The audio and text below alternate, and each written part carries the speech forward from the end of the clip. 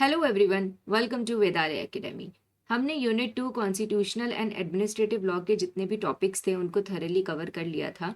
उसके बाद हमने एमसीक्यू सीरीज की पार्ट 1 वीडियो में 100 एमसीक्यू सॉल्व किए थे। आज की इस वीडियो में हम दूसरे 100 एमसीक्यूज को सॉल्व करेंगे, जिससे हमारी यूनिट 2 की जो प्रैक्टिस है वो और स्ट्रांग हो जाए। अगर आपने वो पार्ट 1 की वीडियो ना देखी हो तो उसकी लिंक आपको ऊपर आई बटन में मिल जाएगी, उस वीडियो को भी जरूर देखिएगा। चलिए आज की इस वीडियो को स्टार्ट करते हैं। But before starting, don't forget to join our Telegram channel and Discord server to get all the study materials in regional languages. You can also WhatsApp us for other inquiries. चलिए start करते हैं हमारी आज की video.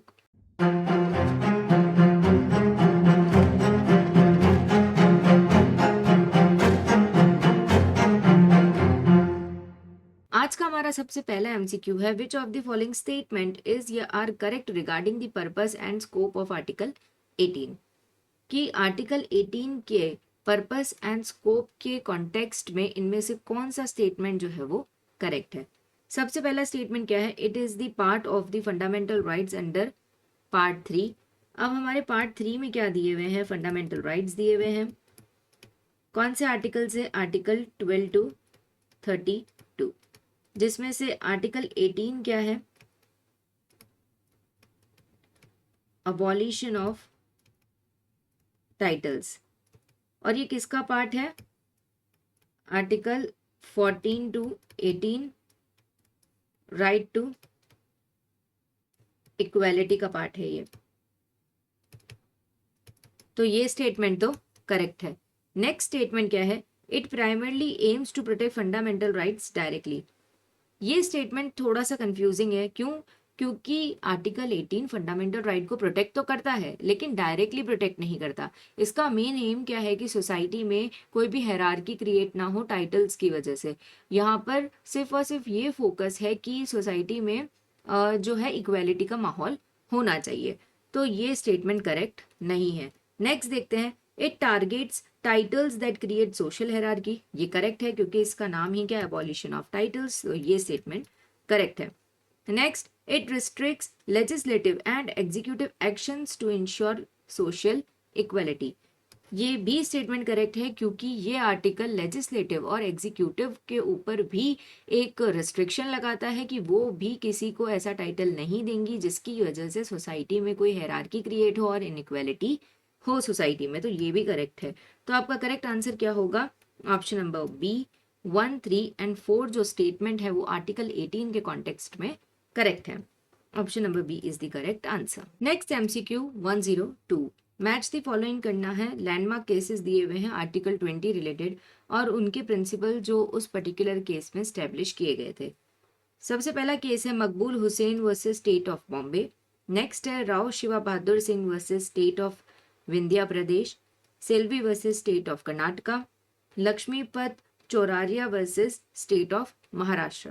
अब principles की बात करें तो voluntary evidence provided by the accused does not violate article 20 clause 3। Ex post facto laws creating retrospective offences are unjust and inequitable. Compulsory neuroscientific test violate the rights against self incrimination. और last है, departmental proceedings are not judicial trials, so a subsequent criminal prosecution does not violate double jeopardy। अब match करते हैं तो जो Selvi versus state of Karnataka का case है वो फेमस है न्यूरो साइंटिफिक टेस्ट रिलेटेड। तो ये दो ऑप्शन तो करेक्ट आंसर नहीं हो सकते। Next, Maqbool Hussain versus state of Bombay, ये डिपार्टमेंटल प्रोसीडिंग्स जो होती हैं वो जुडिशियल ट्रायल्स नहीं होते, इसलिए सब्सिक्वेंट क्रिमिनल अगर प्रोसिक्यूशन चल रहा है तो वो डबल जेओपार्डी को वायलेट नहीं करेगा, स्टैब्लिश किया गया था इसमें। और ये दोनों सेम है, ए ऑप्शन दोनों के लिए। अब नेक्स्ट देखते हैं, Rao Shiva Bahadur Singh versus state of Vindhya Pradesh. इसमें क्या दिया हुआ था कि अगर आर्टिकल 20 क्लॉज 3 के अंदर कोई भी वॉलंटरी स्टेटमेंट देता है तो वो वायलेट नहीं करेगा सेल्फ इंक्रिमिनेशन को। तो करेक्ट आंसर क्या है आपका, option number A.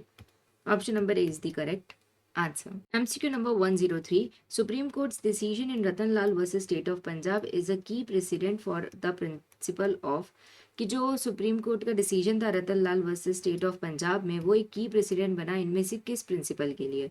Prohibition of double jeopardy. Double jeopardy constitution में कहाँ दिया हुआ है? आर्टिकल 20 क्लॉज 2 में।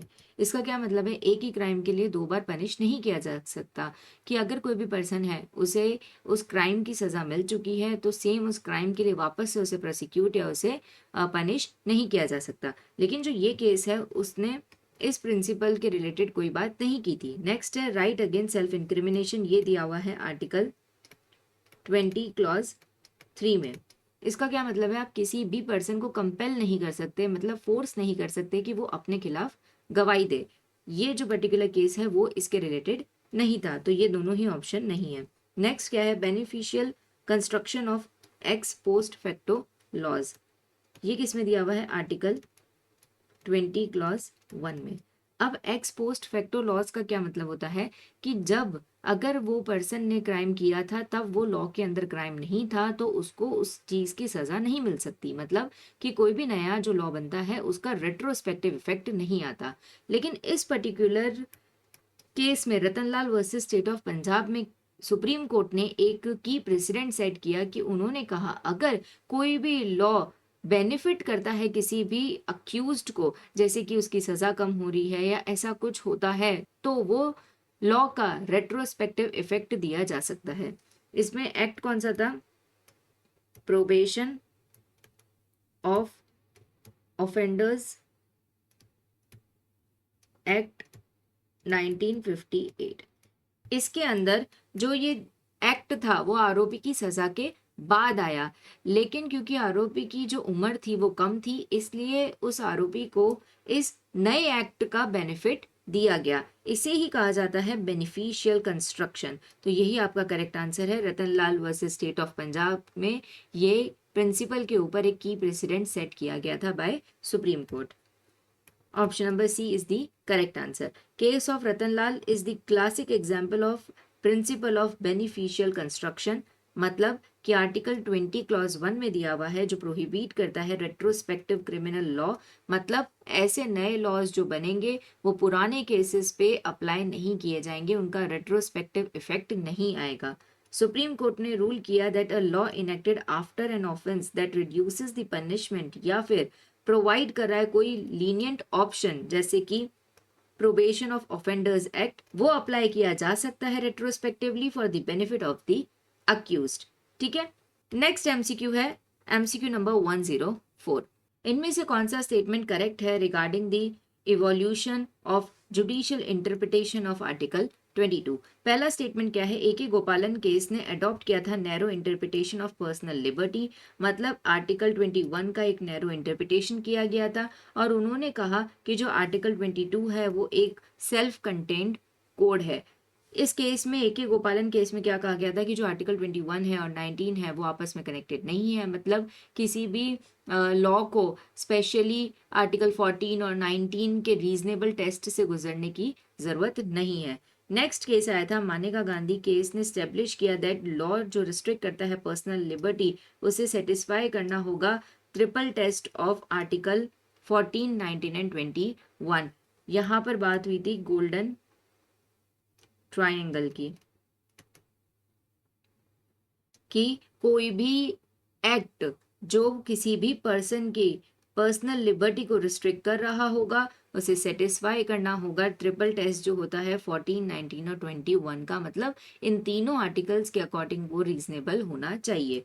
फिर मानेका Gandhi ruling provide the first constitutional safeguards against arbitrary arrest and detention, ये स्टेटमेंट रॉन्ग है बिकॉज ये कॉन्स्टिट्यूशन में ऑलरेडी अवेलेबल थे अंडर आर्टिकल 22। ठीक है, अब नेक्स्ट क्या है? मानेका गांधी केस ने ओवररूल किया था ए गोपालन के नैरो व्यू को, एम्फसाइज किया कि जो फंडामेंटल राइट्स हैं वो इंटर कनेक्टेड हैं, तो ये भी स्टेटमेंट करेक्ट है। ये तीनों स्टेटमेंट करेक्ट है। आपका करेक्ट आंसर क्या होगा? Option number B, B is the correct answer. Next है 105।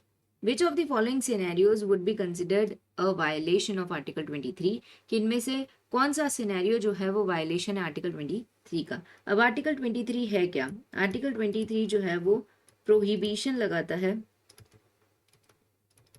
किसके ऊपर? ह्यूमन ट्रैफिकिंग,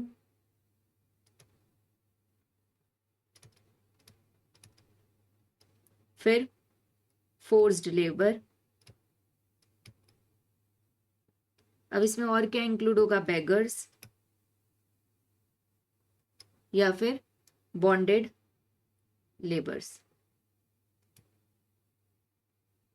अब सिनेरियोज देखते हैं। सबसे पहला क्या है? A person working for 2 extra hours for free under a voluntary agreement with their employers, तो ये वायलेशन नहीं है क्योंकि यहाँ पर वॉलेंट्री एग्रीमेंट है। Next, barbers refusing to serve a person from a lower caste, ये एग्जाम्पल है आर्टिकल 15 प्रोहिबिशन ऑफ डिस्क्रिमिनेशन का। फिर है compulsory military conscription for all citizens without discrimination, ये जो है वो आर्टिकल 23 क्लॉज 2 का पार्ट है कि अगर किसी भी पब्लिक पर्पस के लिए या फिर मिलिट्री कॉन्स्क्रिप्शन के लिए स्टेट जो है वो अलाउ कर सकता है कि आप कंपल्सरी सर्विस अनाउंस कर सकते हो।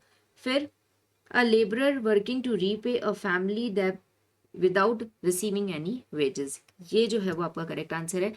एक केस भी है इसके related, people union for democratic rights versus union of India, जिसमें सुप्रीम कोर्ट ने ये कहा कि सिर्फ और सिर्फ फिजिकल फोर्स ही फोर्स्ड लेबर नहीं है। अगर कोई भी तरीके से इकोनॉमिक कंपल्जन लगाया जा रहा है कि कोई भी पर्सन को अपना फैमिली डेट चुकाने के लिए बिना वेजेस के काम करना पड़ रहा है, तो वो भी फोर्स्ड लेबर का पार्ट है और वो वायलेशन होगा आर्टिकल 23 का। तो करेक्ट आंसर क्या है? Option number D. Next, MCQ number 106, which of the following statement about the preamble of the Indian Constitution is correct? इनमें से कौन सा स्टेटमेंट preamble के रिलेशन में करेक्ट है? फर्स्ट स्टेटमेंट क्या है? It is based on the objective resolution drafted by doctor BR Ambedkar and moved on 13th December 1946. The preamble is non-justiciable and cannot be enforced in the court of law. It declares the objectives of the Constitution, which include ensuring justice, liberty, and equality for all citizens.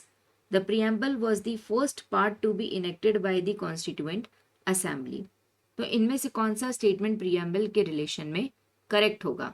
First statement की बात करें तो ये wrong है statement, because objective resolution draft किसने किया था? Doctor BR Ambedkar ने नहीं, पंडित जवाहरलाल नेहरू ने किया था। फिर ये करेक्ट है स्टेटमेंट कि प्रियम्बल जो है नॉन जस्टिसेबल नेचर का होता है और आप उसे कोर्ट में इन्फोर्स नहीं करवा सकते। फिर स्टेटमेंट नंबर 3 भी करेक्ट है क्योंकि जो प्रियम्बल है वो डिक्लेयर करता है कॉन्स्टिट्यूशन के ऑब्जेक्टिव को, जिसमें क्या इंक्लूड है? इंश्योर करना justice, liberty and equality for all citizens. Next क्या है? स्टेटमेंट नंबर 4 में प्रियम्बल जो है वो फर्स्ट पार्ट था जो इनेक्ट किया गया था बाय द कॉन्स्टिट्यूएंट असेंबली, ये भी गलत है बिकॉज ये लास्ट में अपनाया गया था बाय द कॉन्स्टिट्यूएंट असेंबली। तो करेक्ट आंसर क्या है? Option number B. B is the correct answer. 107, the legal status of the preamble of the Indian Constitution shifted from the Berubari case to the Keshwanandan Bharti case in which of the following ways? तो जो Berubari case था उससे लेके केशवानंदन भारती के case तक जो preamble है उसके लीगल स्टेटस में क्या चेंज आया? प्रियम्बल जो है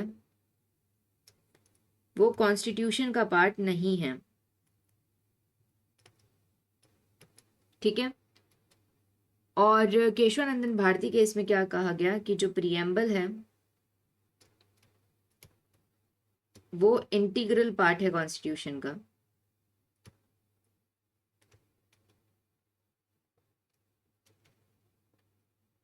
साथ ही एक डॉक्टराइन भी दिया गया था, वो क्या था? बेसिक स्ट्रक्चर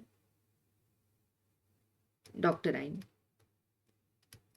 इसका क्या मतलब है? इस केस में ये कहा गया कि कॉन्स्टिट्यूशन को अमेंड किया जा सकता है, मतलब प्रियम्बल को भी अमेंड किया जा सकता है, लेकिन जो पार्लियामेंट है वो इस तरीके से अमेंड नहीं कर सकती कि इसका जो बेसिक स्ट्रक्चर है वो डिस्ट्रॉय हो जाए, ठीक है। तो अब ऑप्शंस देखते हैं। From being a source of legislative power to a source of prohibition, ये गलत है। From being non justiciable to being fully justiciable, ये भी गलत है। From being non amendable to being amended under article 368, ये भी गलत है बिकॉज बेरुबारी केस में तो इसे पार्ट ही नहीं माना गया था। फिर हमारा करेक्ट आंसर क्या है, from being a non part of the constitution to an integral part of the constitution. Option number D is the correct answer. 108. Which of the following statement is correct regarding the concept of secularism in the Indian Constitution? Concept of secularism जो है Indian constitution में, उसके context में इनमें से कौन सा statement जो है वो करेक्ट है? सबसे पहला स्टेटमेंट क्या है, the term secular was initially proposed for the preamble during the constituent assembly debate in 1948, but उसे उस टाइम इंक्लूड नहीं किया गया क्योंकि कॉन्स्टिट्यूशन जो मेकर्स थे उनके अकॉर्डिंग जो आर्टिकल 25 से लेके 28 है उसमें ऑलरेडी जो कॉन्स्टिट्यूशन का एक सेक्युलर नेचर है वो शो हो रहा है और उसे प्रीएम्बल में अलग से मेंशन करने की जरूरत नहीं थी। तो ये स्टेटमेंट एकदम करेक्ट है। फिर क्या है, the 42nd amendment act 1976 was the first time the Indian Constitution's secular nature was affirmed। तो ऐसा नहीं है, हमने अभी देखा आर्टिकल 25 से लेकर 28 में ऑलरेडी कॉन्स्टिट्यूशन का एक सेक्युलर नेचर शो हो रहा था। 42nd अमेंडमेंट ने क्या किया, सिर्फ और सिर्फ सेक्युलर वर्ड को एक्सप्लिसिटली मेंशन कर दिया। फिर नेक्स्ट स्टेटमेंट है, India's model of secularism mandates that the state must be strictly equidistant from all religion. कि जो इंडिया का मॉडल है सेक्युलरिज्म का वो ये कहता है कि स्टेट को रिलीजन के कोई भी मैटर में इंटरफेयर नहीं करना। तो ये दोनों ही स्टेटमेंट गलत है क्योंकि हमने देखा है कि काफ़ी सारे रिलीजियस मैटर्स होते हैं जिनके ऊपर स्टेट जो है वो लॉ बनाती है। तो करेक्ट आंसर क्या है, option number D, D is the correct answer. 109. Based on the ruling in the SR Bomai case, a state government that adopts a religious symbol as its official emblem and promote one religion over other would be considered to have violated। कि SR Bommai case के अंदर अगर कोई भी state government किसी भी एक religious symbol को अडॉप्ट कर लेती है अपना ऑफिशियल एम्बलम की तरह और प्रमोट करती है किसी एक रिलीजन को ओवर अदर, तो इसे किसका वायलेशन माना जाएगा? पहला ऑप्शन है article 25 as it interferes with individual religious freedom, या फिर आर्टिकल 27 क्योंकि ये प्रमोट कर रहा है पर्टिकुलर रिलीजन को विद स्टेट फंड्स, या फिर the constitutional principle of secularism as religion and politics are mixed in state affairs, या फिर option number D, both A and B are correct. तो इसका करेक्ट आंसर क्या है, ऑप्शन नंबर सी, क्योंकि जो केस था SR बोमाई केस उसमें सुप्रीम कोर्ट ने क्लियरली मेंशन किया था कि जो सेक्युलरिज्म है वो बेसिक स्ट्रक्चर का पार्ट है कॉन्स्टिट्यूशन का, और साथ ही उन्होंने मेंशन किया था कि religion has no place in the matter of state. तो करेक्ट आंसर है आपका option number C. 110 match the following. List 1 में केसेस दिए हुए हैं और लिस्ट 2 में प्रिंसिपल्स दिए हुए हैं। पहला केस है commissioner Hindu religious endowments versus Shri Lakshmindra तीर्थ स्वामियर। सेकंड केस है Saifuddin Sahib versus state of Bombay. Third case है Bira Kishore Deb versus state of Odisha. फिर लास्ट केस है Brahmachari Siddheshwar Bhai versus state of West Bengal.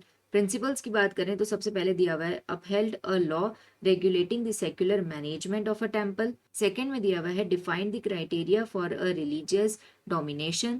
Third में दिया है ruled that excommunication is an essential religious practice. Fourth में दिया हुआ है held that Ramakrishna mission is a part of Hinduism and not a distinct religious minority. तो सबसे पहले देखते हैं commissioner Hindu religious endowments versus Shri Lakshmindra तीर्थ स्वामियर में क्या प्रिंसिपल सेट किया गया था कि उन्होंने डिफाइन किया था criteria for a religious domination. ठीक है, तो हमारा ऑप्शन सी तो नहीं हो सकता। नेक्स्ट है Saifuddin Sahib versus state of Bombay में प्रिंसिपल दिया गया था, उन्होंने रूल किया था कि जो एक्स कम्युनिकेशन जो है वो एक एसेंशियल रिलीजियस प्रैक्टिस है। फिर Bira Kishore Deb versus state of Odisha में अपहेल्ड किया था law regulating the secular management of a temple. तो हमारा करेक्ट आंसर क्या है, option number A. Option number A is the correct answer.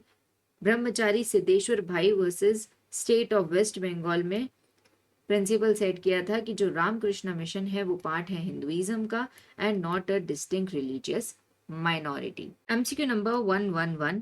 In the context of environmental law the principle of polluter page which hold that industry जो है वो liable होंगी for the cost of restoring environmental damages they cause was established in which of the following cases? MC Mehta versus Union of India, Rural Litigation and Entitlement Kendra versus State of Uttar Pradesh, Indian Council for Environment Legal Action versus Union of India और Subhash Kumar versus state of Bihar. सबसे पहला case है MC Mehta versus union of India. अब MC Mehta जी ने काफी सारे environmental cases से deal किया था, जिसमें से सबसे फेमस केस था Shri Ram gas leak case. अब इस केस में सुप्रीम कोर्ट ने एक प्रिंसिपल दिया था जिसका नाम था एब्सोल्यूट लायबिलिटी। इसका क्या मतलब है? मतलब अगर कोई भी इंडस्ट्री के किसी भी हजार्डियस एलिमेंट की वजह से अगर कोई नुकसान पहुंचता है एनवायरनमेंट को, तो वो इंडस्ट्री पूरी तरीके से लायबल होगी, भले ही उसने सेफगार्ड्स लिए हों या ना लिए हों। ठीक है, नेक्स्ट केस है रूरल लिटिगेशन एंड एंटाइटलमेंट केंद्र versus state of Uttar Pradesh. इस केस को कहा जाता है कि ये इन्वायरमेंटल ज्यूरिस्प्रूडेंस, इंडिया में जो इन्वायरमेंटल ज्यूरिस्प्रूडेंस है उसका स्टार्ट था ये केस।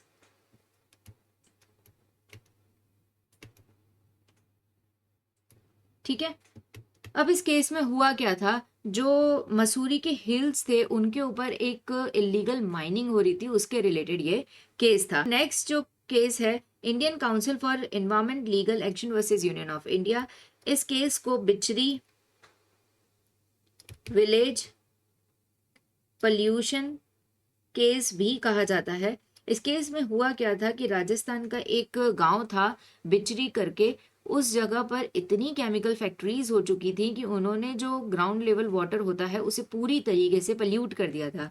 तो सुप्रीम कोर्ट ने इस पर्टिकुलर केस में ये जजमेंट दिया कि जो भी ये नुकसान हुआ है, जो इंडस्ट्रीज हैं, फैक्ट्रीज हैं, उन्हें इसकी भरपाई तो करनी ही होगी, साथ साथ इन्वायरमेंट को रिस्टोर करने का जितना भी कॉस्ट आएगा वो भी उन्हें बियर करना होगा। तो इस पर्टिकुलर क्वेश्चन का करेक्ट आंसर क्या है? ऑप्शन नंबर सी।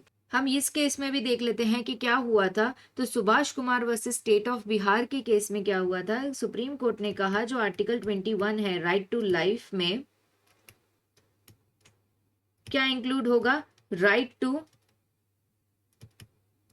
होलसम एनवायरमेंट भी इसमें इंक्लूड होगा। मतलब हर एक पर्सन के पास राइट है कि वो एक अच्छी एयर में सांस ले, अच्छे एनवायरमेंट में रहे।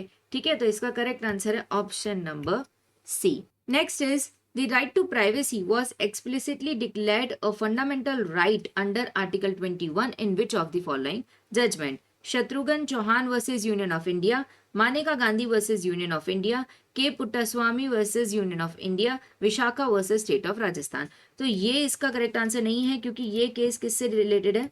सेक्सुअल हैरेसमेंट के रिलेटेड।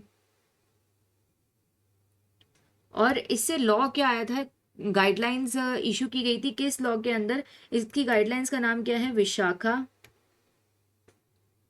गाइडलाइंस, जो बाद में एक एक्ट बना जिसका क्या नाम था? Sexual harassment of women at work place act 2013। तो ये इसका आंसर नहीं है। नेक्स्ट केस है Shatrughan Chauhan versus union of India. ये जो केस है वो डेथ पेनल्टी के रिलेटेड है। इसमें क्या कहा सुप्रीम कोर्ट ने कि अगर गवर्नमेंट जो अपना डिसीजन होता है मर्सी पिटीशन के ऊपर वो अनाउंस करने में या वो देने में एक लिमिट से ज्यादा टाइम यूज कर रही है, तो ये एक बेस बन सकता है डेथ पेनल्टी को लाइफ इम्प्रिजनमेंट में कन्वर्ट करने का। तो ये भी इसका करेक्ट आंसर नहीं है। नेक्स्ट केस है मानेका Gandhi versus union of India. ये आर्टिकल 21 का लैंडमार्क केस है, जिसने क्या बताया था? गोल्डन ट्राइंगल की 14, 21, 19 ये तीनों आर्टिकल्स जो हैं वो इंटरकनेक्टेड हैं। साथ ही उसने क्या कहा कि कोई भी लॉ जो अगर किसी भी पर्सन के पर्सनल लिबर्टी को अफेक्ट कर रहा है, तो वो सिर्फ प्रोसीजर स्टेब्लिश बाय लॉ ही नहीं बल्कि साथ साथ ड्यू प्रोसेस ऑफ लॉ के भी अंदर आना चाहिए। ठीक है, तो ये भी केस लेकिन particularly right to privacy related नहीं था। इसका करेक्ट आंसर है K Puttaswamy versus union of India. इस केस में सुप्रीम कोर्ट ने जो कितने की बेंच थी? 9 जजेस बेंच थी, जिन्होंने अनएनिमसली ये डिसीजन दिया था कि राइट टू प्राइवेसी जो है वो राइट टू लाइफ का पार्ट है, आर्टिकल 21 का पार्ट है। करेक्ट आंसर है option number C. Next 113 which of the following is an exception to the protection against ex post facto laws under article 20 clause 1। हमने already देखा कि x post facto laws क्या होता है, तो उसका एक्सेप्शन क्या है। A new law that retroactively criminalize an act that was previously lawful, कि कोई भी नया लॉ जो है वो रेट्रोएक्टिवली क्रिमिनलाइज कर रहा है उस एक्ट को जो पहले लॉफुल था, तो ये नहीं है इसका answer. A law that impose a greater punishment than what was prescribed at the time of offence, ये भी नहीं है।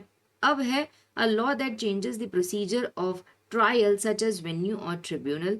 अब ये जो है ये एक इम्पॉर्टेंट एक्सेप्शन है, क्योंकि सुप्रीम कोर्ट ने क्या कहा कि जो लॉ है वो दो तरीके के होते हैं, सब्सटेंटिव और दूसरा होता है प्रोसीजरल। अब जो आर्टिकल 20 क्लॉज 1 है वो सिर्फ और सिर्फ सब्सटेंटिव लॉ पे अप्लाई होता है, प्रोसीजरल लॉ पे अप्लाई नहीं होता। मतलब कि जो वेन्यू और ट्रिब्यूनल या ऐसी कोई भी चीज में अगर कोई न्यू लॉ में चेंजेस आए हैं तो उसका रेट्रोएक्टिव इफेक्ट किया जा सकता है, जिससे कि एक फेयर ट्रायल हो। और जो आर्टिकल 20 क्लॉज 1 है वो किस पे अप्लाई होता है, कन्विक्शन एंड सेंटेंस पर, वो ट्रायल पर अप्लाई नहीं होगा, ये भी याद रखना है।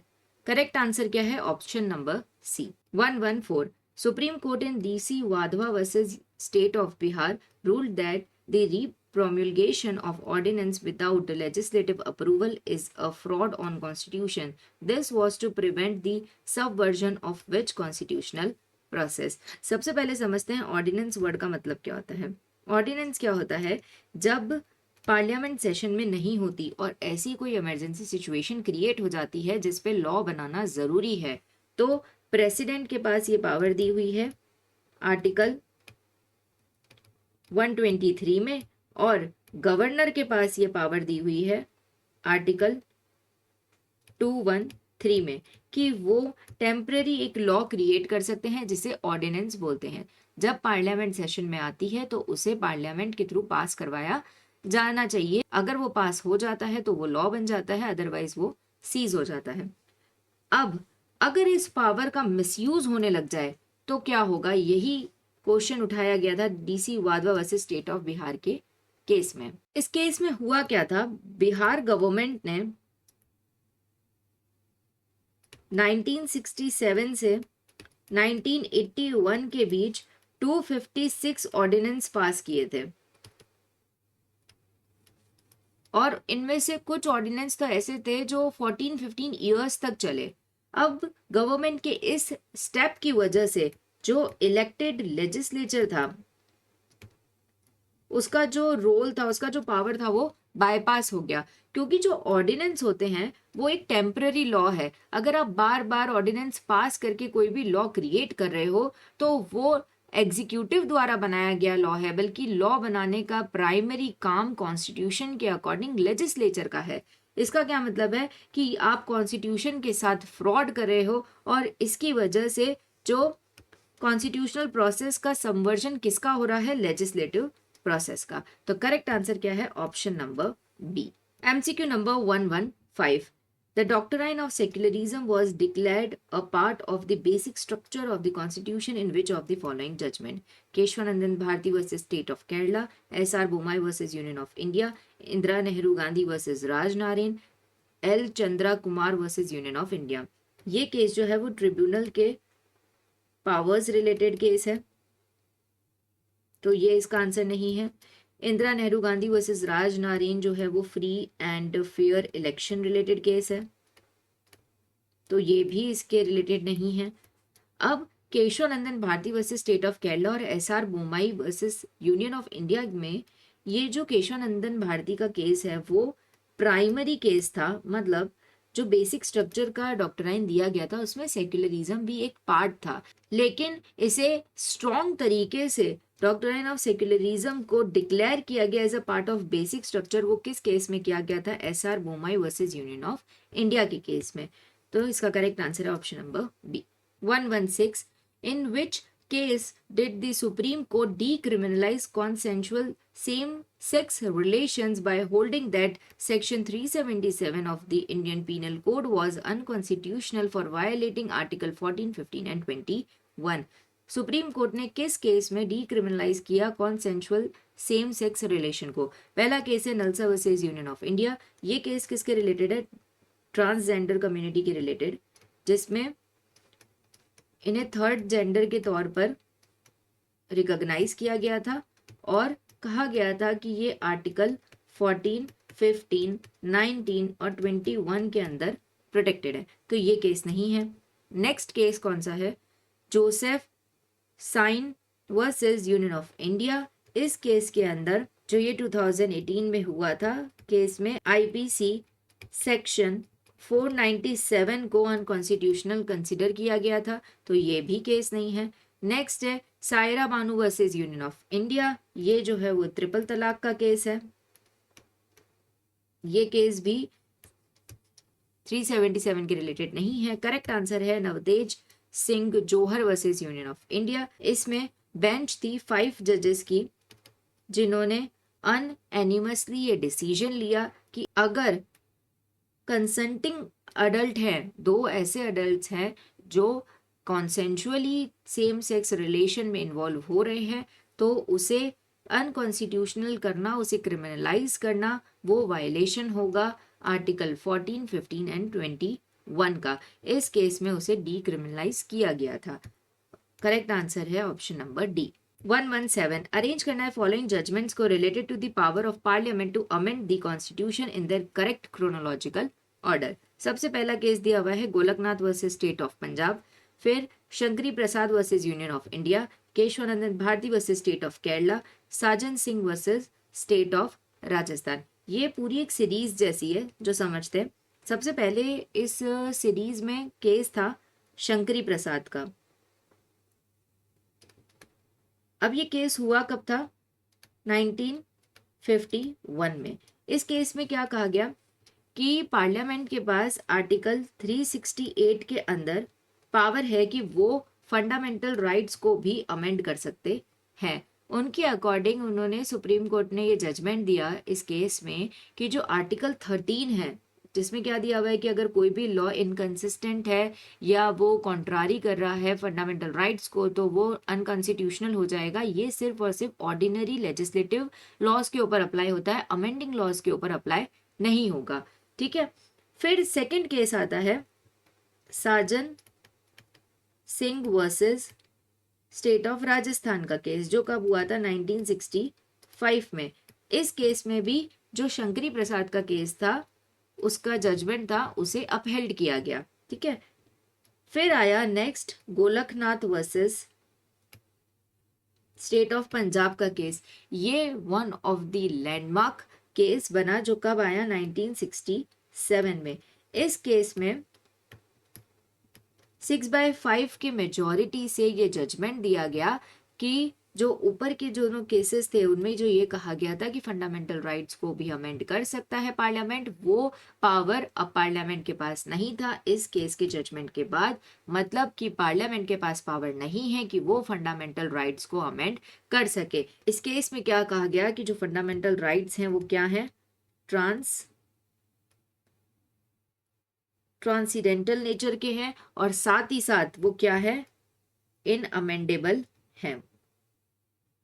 ठीक है। फिर एक केस आया Kesavananda Bharati versus state of Kerala, जो कब आया था? 1973 में।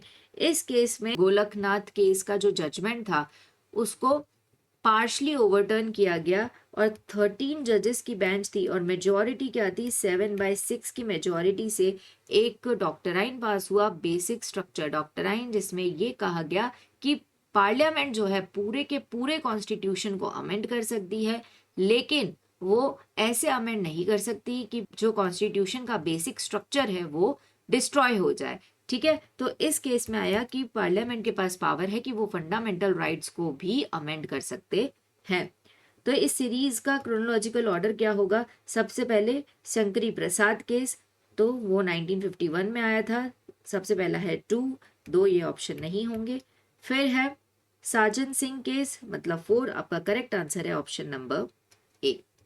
Option number A is the correct answer. MCQ number 118, the principle of procedure established by law under Article 21 was interpreted to mean due process of law, in which landmark case effectively overruling a previous narrow interpretation। हमने ये बहुत बार read किया कि कौन सा case था जिसमें ये दो चीज़ें बताई गई कि जो प्रोसीजर स्टेब्लिश बाय लॉ है उतना ही नहीं बल्कि ड्यू प्रोसेस ऑफ लॉ भी फॉलो होना चाहिए। वो केस कौन सा था? Maneka Gandhi versus union of India. तो यही करेक्ट आंसर है, मानेका Gandhi versus union of India.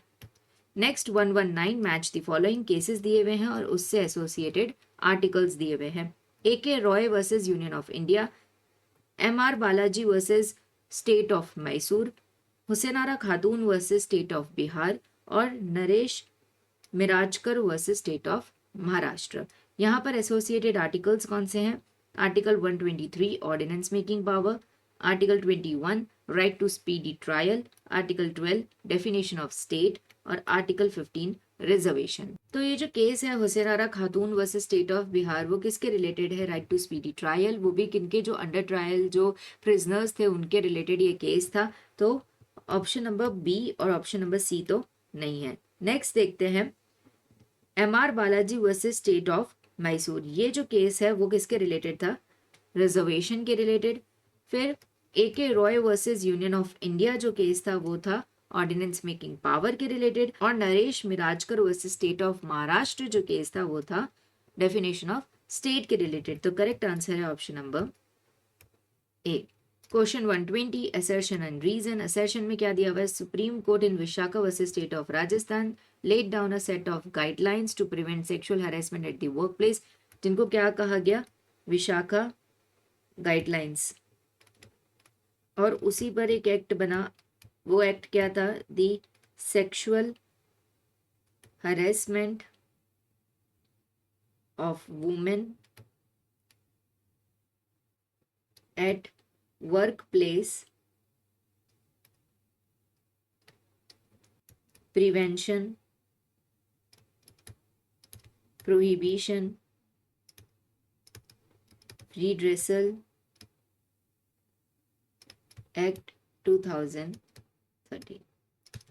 तो ये करेक्ट है स्टेटमेंट। नेक्स्ट रीजन क्या दिया हुआ है? Court exercise its power under article 142 to fill the legislative vacuum until a proper law was enacted. तो सुप्रीम कोर्ट के पास एक पावर होती है कि वो कंप्लीट जस्टिस करे, ठीक है। अब जब सुप्रीम कोर्ट को लगा कि एक वैक्यूम है, एक पर्टिकुलर ऐसा लॉ नहीं है जो वुमेन्स के राइट्स को प्रोटेक्ट करे, तो उन्होंने इस आर्टिकल का यूज करके ये लॉ को इनेक्ट किया। तो दोनों ही स्टेटमेंट करेक्ट हैं और ए जो है इसका करेक्ट आंसर है। Option number A is the correct answer. Question number 121, which of the following statements about the Supreme Court's ruling on reservation is correct? अब ये जो तीनों केसेस हैं उन्हें डिटेल में समझते हैं। सबसे पहला केस दिया हुआ है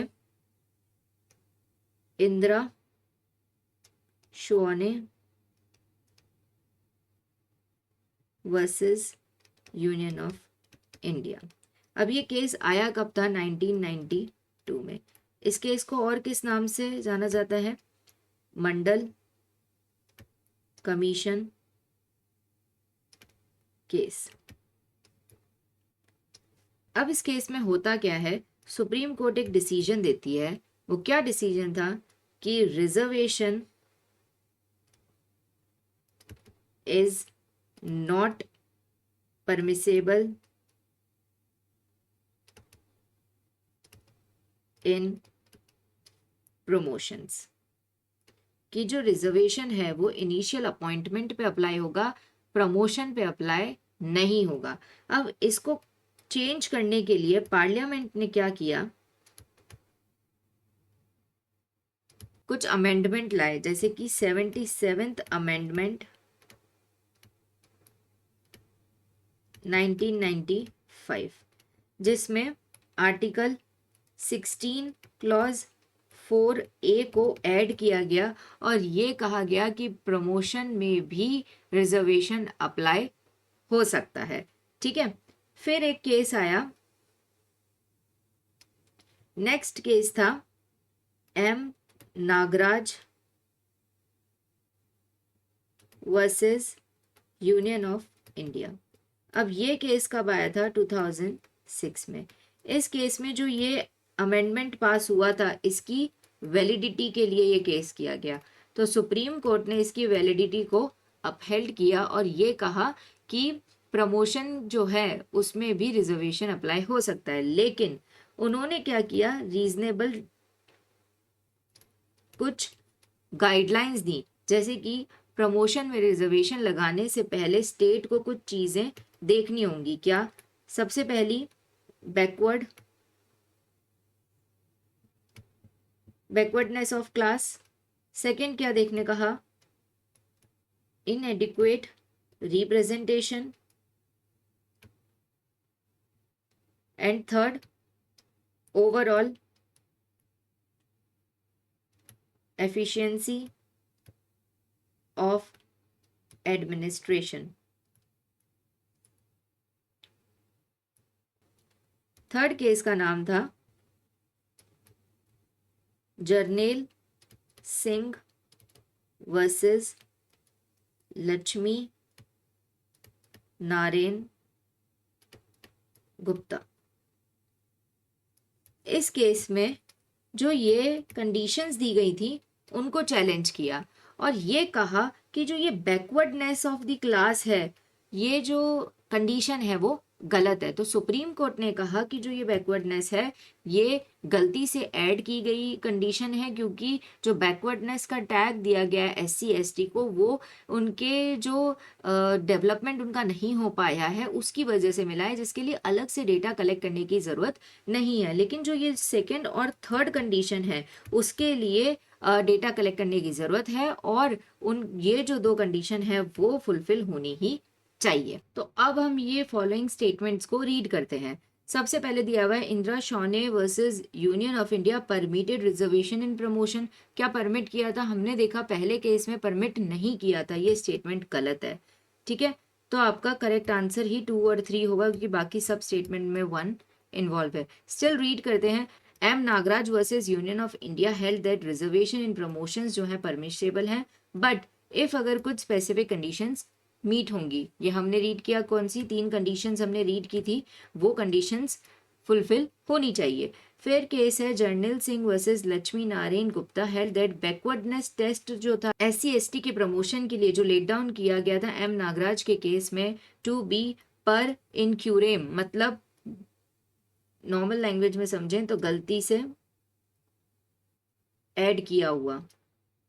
ठीक है, जिसमें ये कहा गया था कि हिस्टोरिकल रीजंस की वजह से उन्हें बैकवर्डनेस का एक टैग मिला हुआ है और इसके लिए अलग से डेटा कलेक्ट करने की नीड नहीं है। लेकिन जो ये दो कंडीशन है ये तो अभी भी हैं और इन्हें फुलफिल करना जरूरी है। करेक्ट आंसर क्या है? Option number B. 122 जो प्रिंसिपल है एब्सोल्यूट लाइबिलिटी का फॉर हजार्डियस इंडस्ट्री, जो कि स्ट्रिक्ट लाइबिलिटी से अलग है, वो सुप्रीम कोर्ट ने किस केस में इंट्रोड्यूस किया था? ये कौन सा केस था? MC Mehta versus union of India का केस, ये इसका करेक्ट आंसर है।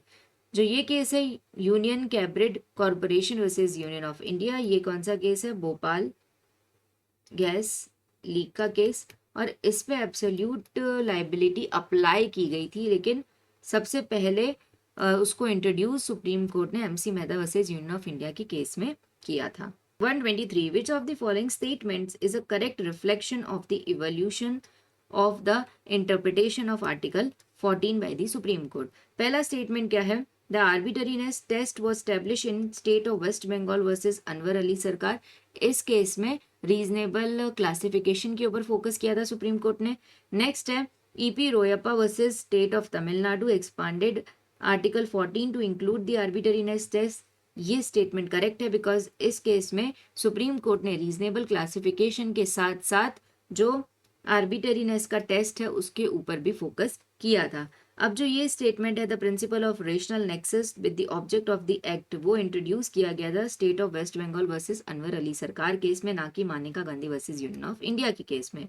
फिर जो आर्बिटरीनेस टेस्ट है उसने रीजनेबल क्लासिफिकेशन को इंटायरली चेंज या फिर इंटायरली रिप्लेस नहीं किया था, बल्कि सप्लीमेंट किया था। तो ये स्टेटमेंट भी गलत है। करेक्ट आंसर है option number B. 124. In which of the following cases did the Supreme Court hold that held that the governor pardon power is subject to judicial review for arbitrariness? कि किस case में supreme court ने ये कहा कि जो governor का pardon power है वो सब्जेक्ट टू जुडिशियल रिव्यू रहेगा फॉर आर्बिटरीनेस?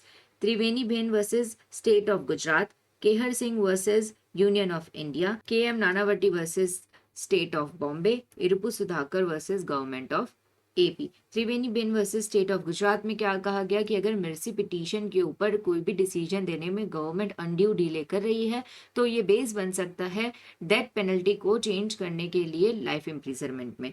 ठीक है, तो ये केस नहीं है। नेक्स्ट है Kehar Singh versus union of India. इस केस में कहा गया कि जुडिशियल रिव्यू नहीं किया जा सकता जो पावर है गवर्नर का या प्रेसिडेंट का, पार्डन पावर उसको, तो ये भी केस नहीं है। फिर केस है K M Nanavati versus state of Bombay. इसमें क्या किया गया, जुडिशरी और एग्जीक्यूटिव का जो ये पावर है उसके बीच में एक हार्मोनाइज रिलेशन सेट करने की कोशिश की गई, बैलेंस रखने की कोशिश की गई, लेकिन स्टिल जुडिशियल रिव्यू के बाहर रखा गया इस पावर को। फिर आया केस इरुपु Sudhakar versus government of AP. इस केस में क्या कहा गया कि जुडिशियल रिव्यू के अंदर ये पावर रहेगी और किन कंडीशंस में, लेकिन अगर जो डिसीजन लिया गया है वो आर्बिटरी है। ठीक है, दूसरा क्या कंडीशन हो सकता है, मेलाफाइड नेचर का है। तीसरा इररिलेवेंट है या कोई इंपॉर्टेंट इंफॉर्मेशन या इंपॉर्टेंट फैक्ट जो है वो मिस आउट हो गया है। अगर ये 4 कंडीशंस हैं तो जुडिशियल रिव्यू किया जा सकता है गवर्नर और प्रेसिडेंट की जो पार्डन पावर है उसको। तो करेक्ट आंसर क्या है, ऑप्शन नंबर डी। फिर नेक्स्ट है 125. The doctrine of postponement which allows the judiciary to delay the media publications to ensure fair trial was introduced in which case? Union of India versus Tulsiram Patel case. ये case जो है वो article 311 doctrine of pleasure related case है। ठीक है, तो इस case का मीडिया ट्रायल या फेयर ट्रायल से कोई कनेक्शन नहीं है। फिर अगर हम बात करें public interest foundation versus union of India की, तो ये केस जो है वो क्रिमिनलाइजेशन ऑफ पॉलिटिक्स का केस है, जिसमें सुप्रीम कोर्ट ने ये कहा कि जब तक सुप्रीम कोर्ट ने क्या कहा कि किसी भी कैंडिडेट जिसके ऊपर क्रिमिनल केस चल रहा है उसे आप इलेक्शन लड़ने से नहीं रोक सकते जब तक पार्लियामेंट इसके रिलेटेड कोई लॉ नहीं बनाता तब तक। फिर lily Thomas versus union of India, ये एक रिलीजियस कन्वर्जन का केस है। ठीक है, तो इसका भी फेयर ट्रायल मीडिया ट्रायल से कोई कनेक्शन नहीं है। अब केस है Sahara India real estate versus SEBI. अब इस केस में क्या हुआ कि जो सहारा इंडिया रियल एस्टेट थे उनको सेबी के कुछ पैसे वापस करने थे। अब जो ये पर्टिकुलर केस था उसमें मीडिया में कॉन्फिडेंशियल इन्फॉर्मेशन लीक होने के चांसेस बहुत ज़्यादा थे। तो सुप्रीम कोर्ट ने ये कहा कि अगर कोई एक्सेप्शनल केस है तो कोर्ट जो है कुछ टाइम के लिए मीडिया कवरेज कोई भी पर्टिकुलर केस का वो रोक सकती है, लेकिन उसमें 2 टेस्ट पास होने चाहिए। कौन से, नेसेसिटी का एंड प्रोपोर्शनिटी का। और दूसरी बात कि कब ऐसा किया जा सकता है, जब खासकर जो फेयर ट्रायल है या फिर जो जस्टिस होना चाहिए उस पर अफेक्ट हो सकता है मीडिया ट्रायल की वजह से। तो इसका करेक्ट आंसर क्या है, option number B. 126. Which of the following statements about the right to education as established by the Supreme Court is correct? Mohini Jain versus state of Karnataka ने डिक्लेयर किया था the right to education a fundamental right at all levels. Unni Krishnan JP versus state of Andhra Pradesh limited the right to education to children up to 14 years. P.A. Inamdar versus State of Maharashtra held that states cannot impose reservation on unaided minority or non-minority private colleges. Mohini Jain versus state of Karnataka में सबसे पहली बार ये कहा गया था कि right to education जो है वो किसका पार्ट है? आर्टिकल 21 का पार्ट है। ठीक है। फिर Unni Krishnan JP versus state of Andhra Pradesh में लिमिट लगाई गई कि right to education to children up to 14 years, ये भी करेक्ट है और ये भी करेक्ट है। फिर PA Inamdar versus state of Maharashtra में हेल्ड किया गया कि जो स्टेट है वो इम्पोज नहीं कर सकते रिस्ट्रिक्शन ऑन अनएडेड माइनॉरिटी और नॉन माइनॉरिटी प्राइवेट कॉलेजेस। सारे स्टेटमेंट्स करेक्ट है। आपका करेक्ट आंसर है option number D, all of the above.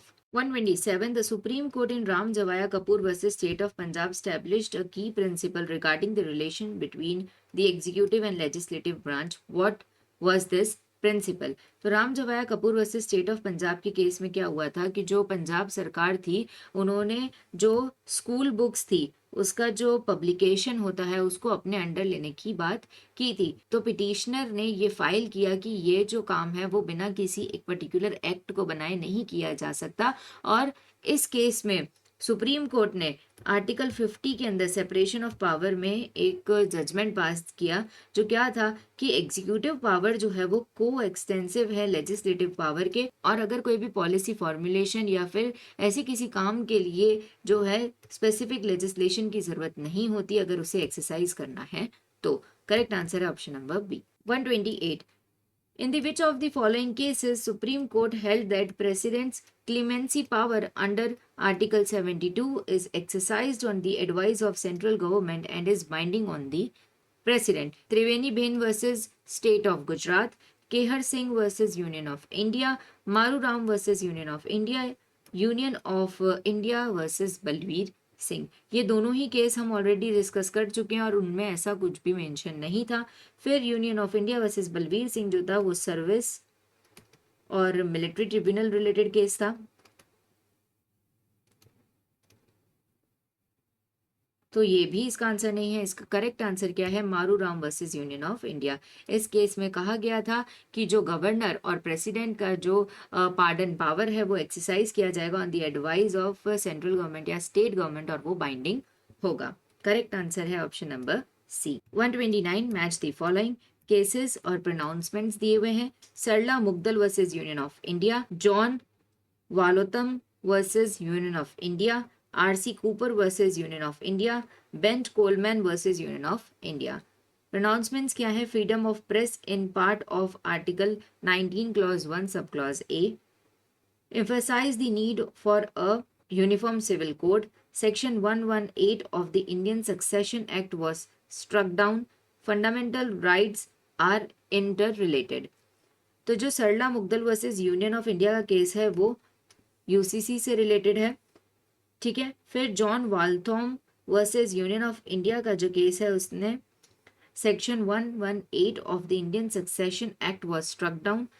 RC Cooper versus union of India, fundamental rights जो है वो इंटर रिलेटेड है। और Bennett Coleman versus union of India, freedom of press is the part of article 19 clause 1 sub clause ए।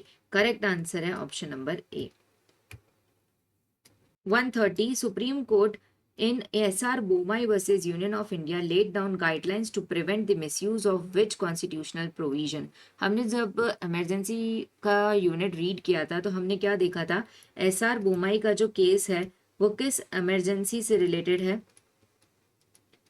वो related है state emergency, और state emergency को और किस नाम से जाना जाता है? Presidential rule. तो करेक्ट आंसर क्या होगा? Article 356 president's rule. Correct answer है option number C. 131. Which of the following cases dealt with the right to life and dignity during execution, holding that a public hanging violates Article 21? Attorney General of India versus Lachma Devi, Triveni Bain versus State of Gujarat, Kehar Singh versus union of India, Shatrughan Chauhan versus union of India. हम ये तीनों ही case अच्छे से detail में discuss कर चुके हैं और इन तीनों ही केस में हमने ऐसा ये कुछ रीड नहीं किया कि उसमें दिया हुआ हो कि right to life and dignity जो है ड्यूरिंग एग्जीक्यूशन रिलेटेड की पब्लिक हैंगिंग जो है वो वायलेट करती है आर्टिकल 21 को।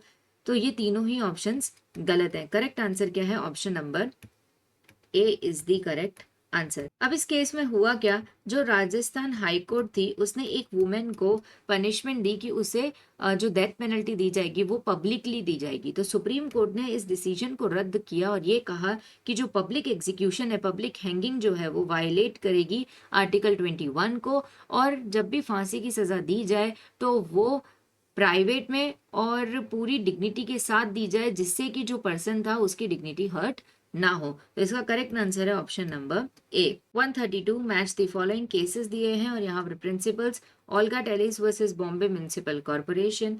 इसका करेक्ट आंसर क्या है, right to livelihood as a facet of article 21। ठीक है। SP Mittal versus union of India, definition of religious denomination under article 26 in re presidential reference, ये क्या था, judicial review of the governor pardon power. फिर Naresh Mirajkar versus state of Maharashtra का क्या principle आया था केस में, कि whether the judiciary is a state under article 12। 133 arrange the following judgments in the correct chronological order. Maneka Gandhi versus union of India, A K Gopalan versus state of Madras, K Puttaswamy versus union of India, ADM Jabalpur versus Shivkant Shukla. सबसे पहला case है एके गोपालन versus state of Madras, जो आया था 1950 में। इसमें article 21 का नैरो इंटरप्रिटेशन किया गया। सुप्रीम कोर्ट ने ये कहा कि जो प्रोसीजर स्टेब्लिश बाय लॉ है उसका मतलब ये है कि जो लॉ में लिखा है आपको उसको फॉलो करना है, भले ही फिर वो अनजस्ट भी क्यों ना हो। इसमें जो ड्यू प्रोसेस ऑफ लॉ का प्रिंसिपल था उसे मानने से मना कर दिया गया। फिर केस है एडीएम जबलपुर वर्सेस शिवकांत शुक्ला, जो आया था 1976 में। ये जो केस था वो बहुत ही कंट्रोवर्शियल केस बना, क्योंकि जब 1975 में इमरजेंसी लगी थी उस दौरान ये केस हुआ कि कोर्ट ने ये जजमेंट दे दिया कि इमरजेंसी के टाइम पे आर्टिकल 21 को इन्फोर्स करवाने के लिए आप कोर्ट नहीं जा सकते। फिर केस आया मानेका Gandhi versus union of India, ये केस था 1978 का। इस केस में हमने देखा कि एक इंटरकनेक्शन बनाया गया आर्टिकल्स का और ये कहा गया कि दोनों ही जरूरी है, procedure establish by law and due process of law. फिर केस था के Puttaswamy versus union of India, जो आया था 2017 में। इसमें एक तो राइट टू प्राइवेसी को राइट टू लाइफ मतलब 21 के अंदर इंक्लूड किया गया, और साथ ही साथ जो एडीएम जबलपुर वर्सेस शिवकांत शुक्ला का जजमेंट था उसे भी ओवरटर्न किया गया। तो हमारा क्रोनोलॉजिकल ऑर्डर क्या बनेगा, 2, 4, 1 एंड 3। करेक्ट आंसर है option number A. 134 in which case did the Supreme Court held that the governor's removal by the central government is subject to judicial review if the reasons are not valid and are considered arbitrary. इसमें से किस case में supreme court ने held किया कि जो governor का removal होगा बाय द सेंट्रल गवर्नमेंट वो जुडिशियल रिव्यू के अंदर आएगा इफ रीजंस जो दिए गए हैं वो वैलिड नहीं है और आर्बिटरी कंसीडर उन्हें किया जा सकता है। ऑप्शंस क्या है, SR Bommai versus union of India, BP Singhal versus union of India, Raja Rampal versus speaker of Lok Sabha, और Kehar Singh versus union of India. SR Bommai versus union of India का जो केस है वो आर्टिकल 356 के रिलेटेड है, तो ये इसका करेक्ट आंसर नहीं हो सकता। अब जो BP Singhal versus union of India के केस में क्या हुआ था, 5 जजेस की जो बेंच थी उन्होंने ये डिसीजन दिया कि अगर गवर्नर को जो रिमूव किया गया है सेंट्रल गवर्नमेंट के द्वारा वो जुडिशियल रिव्यू में कब आएगा, जब रीजंस जो है वो आर्बिटरी लगे या फिर मेलाफाइड हो या फिर एक्सट्रानिशियस हो, या ऐसा कोई भी रीजन हो जो वैलिड कंसीडर नहीं किया जा सकता, तो वो जो गवर्नमेंट का स्टेप है वो जुडिशियल रिव्यू के अंदर आएगा।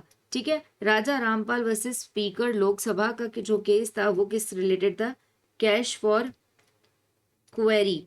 ठीक है। इस केस में सुप्रीम कोर्ट ने क्या कहा कि जो पार्लियामेंट की प्रिविलेजेस पावर है, जो पार्लियामेंट प्रिविलेजेस हैं, ये पावर भी जुडिशियल रिव्यू का पार्ट है। और Kehar Singh versus union of India ये हमने ऑलरेडी देखा। इस केस में ये कहा था कि जो आर्टिकल 72 है वो जुडिशियल रिव्यू के अंदर नहीं आएगा। तो इसका करेक्ट आंसर क्या है, BP Singhal versus union of India. Option number B is the correct answer. 135. The Supreme Court in P.V. Narasimha Rao versus State held that MPs who took bribes but did not vote were liable under the Prevention of Corruption Act, while those who voted were immune. This immunity was based on which constitutional provision? जो ये case था PV Narasimha Rao versus state, उसमें क्या कहा गया कि जो MPs जिन्होंने ब्राइब ली लेकिन वोट नहीं दिया वो लाइबल होंगे प्रिवेंशन ऑफ करप्शन एक्ट के अंदर, लेकिन जिन्होंने वोट किया है, ब्राइब लेके किया है वोट, तो वो इम्यून होंगे। ये इम्यूनिटी कॉन्स्टिट्यूशन के किस प्रोविजन पर बेस्ड है? Article 105 clause 1, article 105 clause 2, article 106 और आर्टिकल 107। अब अगर हम आर्टिकल 105 क्लॉज 1 की बात करें तो ये फ्रीडम ऑफ स्पीच देता है पार्लियामेंट में, तो इसका इम्यूनिटी से कोई कनेक्शन नहीं है, ये करेक्ट आंसर नहीं होगा। अब अगर हम 106 की बात करें तो ये जो आर्टिकल है वो सैलरी एंड अलाउंसेस के रिलेटेड है, एंड आर्टिकल 107 जो है वो introduction and passing of bills के रिलेटेड है। तो इसका करेक्ट आंसर है ऑप्शन नंबर बी। अब ऑप्शन नंबर बी जो है उसमें लिखा हुआ क्या है? इसमें लिखा हुआ है in respect of anything said or any vote given by him in parliament, तो वो क्या है? इम्यूनिटी के अंदर आता है। अब कोर्ट ने इसको इतना ब्रॉडली इंटरप्रिटेट किया कि जिन लोगों ने ब्राइब्स ली थी वो भी इसके अंदर इम्यून हो गए, प्रोटेक्ट हो गए। लेकिन कोर्ट ने क्या कहा? अगर जिसने ब्राइब ली एंड वोट किया तो ये एक सिंगल ट्रांजैक्शन माना जाएगा और वो पर्सन जो है वो इम्यूनिटी के अंदर आ जाएगा। लेकिन जिस पर्सन ने ब्राइब लिया और वोट नहीं किया तो वो सिंगल ट्रांजैक्शन का पार्ट नहीं है और वो लाइबल होगा इस एक्ट के अंदर। और ये जो जजमेंट था वो बेंच क्या थी? 3/2 की मेजोरिटी से ये जजमेंट आया था। 136. What is the consequences of an act being found ultra vires? अगर कोई भी एक्ट जो है अल्ट्रा वायरस फाउंड किया गया है तो उसका क्या कॉन्सिक्वेंसेस होंगे? एक्शन जो है वो कंसिडर वैलिड होगा बट सब्जेक्ट टू पेनल्टी होगा। Authority must pay a fine. Decision is temporary suspended until rectified. या जो एक्शन है वो कंसिडर किया जाएगा वॉइड और विदाउट एनी लीगल इफेक्ट। इसका करेक्ट आंसर क्या है? Option number D. जो भी अल्ट्रा वायरस एक्ट होता है उसका नल और वॉइड इफेक्ट होता है। Option number D is the correct answer. 137. What is the primary purpose of the proportionality ground for the judicial review?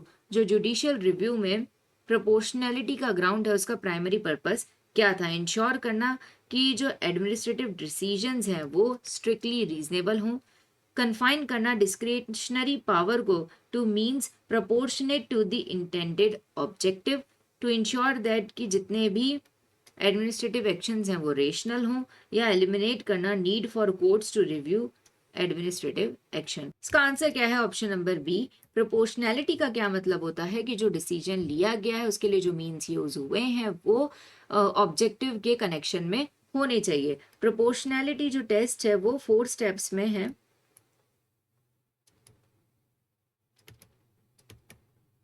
Usually इसके 4 स्टेप्स होते हैं।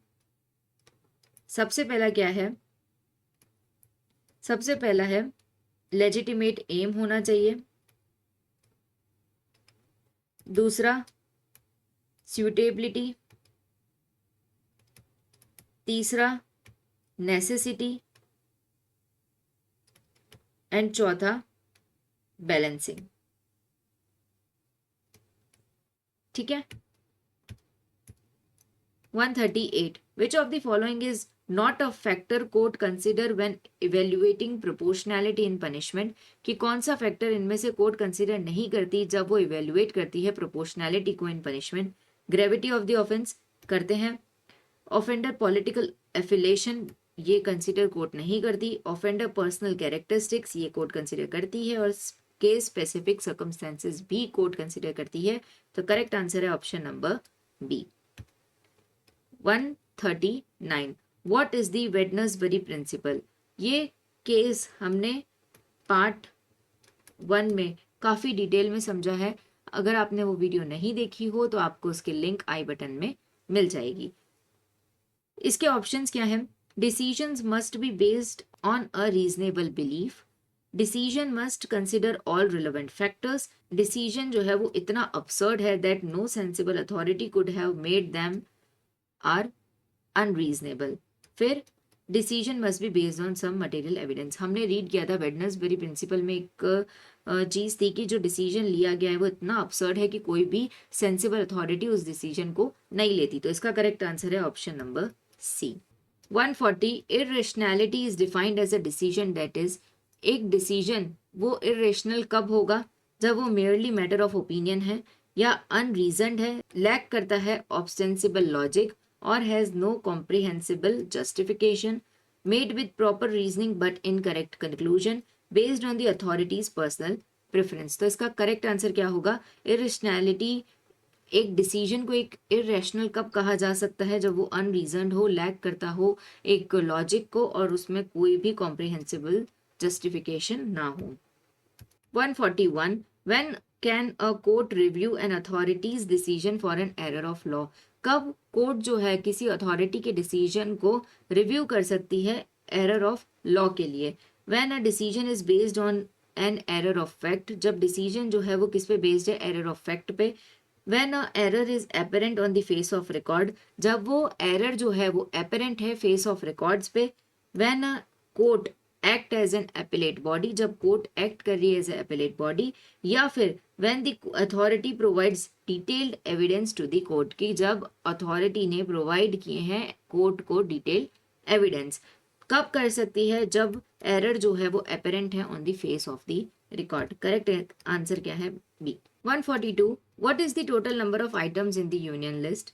52 जो है वो किस में है? कॉन्करेंट लिस्ट में। 61 किस में है? स्टेट लिस्ट में। इनिशियली जो थे स्टेट लिस्ट में 66 हुआ करते थे, लेकिन 42nd अमेंडमेंट में कुछ चेंजेस हुए, जिसके बाद 5 जो सब्जेक्ट्स थे उन्हें कॉन्करेंट लिस्ट में ट्रांसफर कर दिया गया, और 100 जो है वो किस में है? यूनियन लिस्ट में। तो करेक्ट आंसर क्या है? Option number C. 143 which article of the constitution allows the governor to reserve a bill for the president's consideration. Constitution के कौन से आर्टिकल में वो अलाउ करता है गवर्नर को कि वो रिजर्व कर सकता है किसी भी बिल को प्रेसिडेंट के कंसिडरेशन के लिए? Article 288 clause 2, article 304 clause B, article 200 और आर्टिकल 271। आर्टिकल 288 क्लॉज 2 में क्या दिया हुआ है? टैक्सेस ऑन वाटर और इलेक्ट्रिसिटी रिलेटेड एक प्रोविजन है ये। फिर 304 क्लॉज बी में दिया हुआ है restriction on trade, commerce and intercourse, जिसमें जो ये क्लॉज बी है वो पब्लिक इंटरेस्ट रिलेटेड कोई रीजनेबल रिस्ट्रिक्शन है। फिर आर्टिकल 200 में क्या दिया है? गवर्नर के पास 4 ऑप्शन होते हैं, या तो वो क्या कर सकता है? बिल को एसेंट दे सकता है, या तो एसेंट विथ होल्ड कर सकता है, या रिकंसिडरेशन के लिए भेज सकता है, या फिर उसे रिजर्व कर सकता है प्रेसिडेंट के कंसिडरेशन के लिए। ठीक है, तो करेक्ट आंसर क्या है? Option number 200। 271 क्या है? किसके रिलेटेड है? टैक्सेस एंड ड्यूटीज पर जो सरचार्जेस लगते हैं उसके related.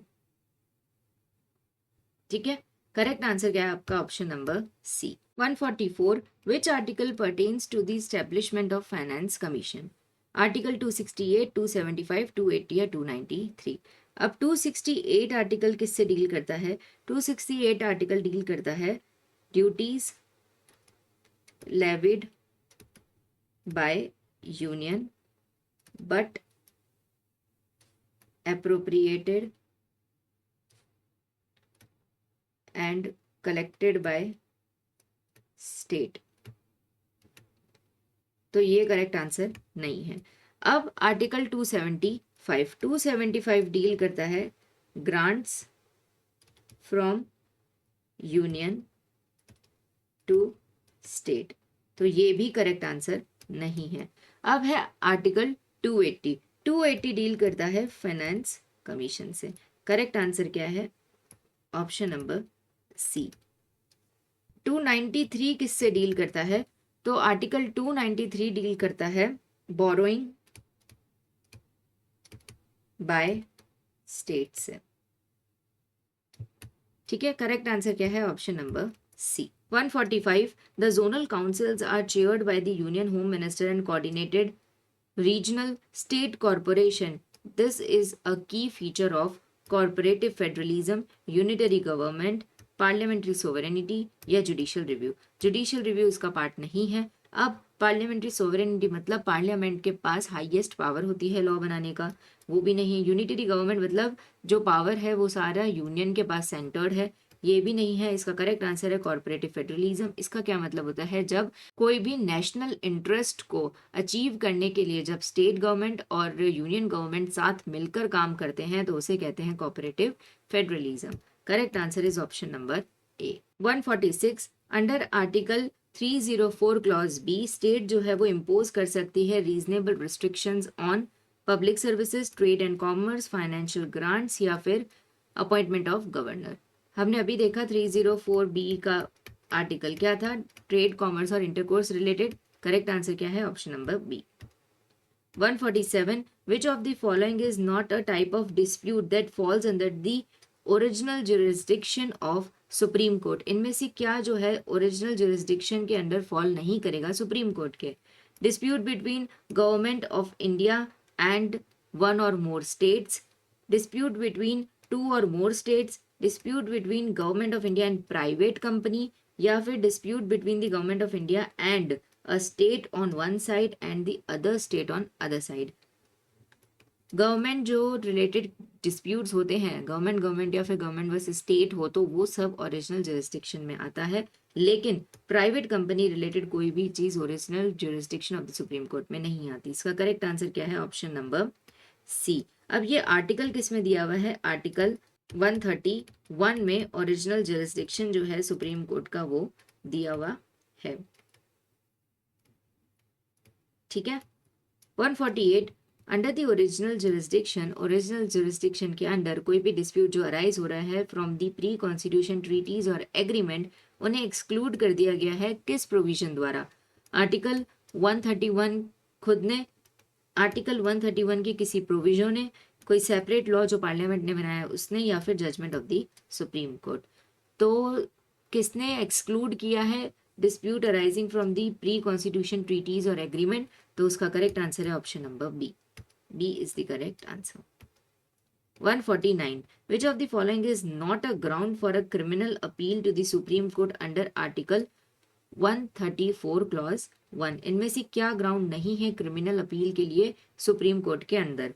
High court reverses an acquittal and sentence the accused to death, कि कोई भी लोअर कोर्ट ने किसी भी पर्सन को छोड़ दिया था और हाई कोर्ट ने उस डिसीजन को रिवर्स करके डेथ पेनल्टी दे दी है। फिर high court convicts an accused and sentence them to life imprisonment, जो हाई कोर्ट है उसने किसी अक्यूज को कन्विक्ट किया है और उसे लाइफ इम्प्रिजनमेंट दी है। हाई कोर्ट ने विड्रॉ किया है केस को from a subordinate court and sentence करा है अक्यूज्ड को टू डेथ। हाई कोर्ट ने सर्टिफाई किया है केस को कि वो फिट है फॉर अपील।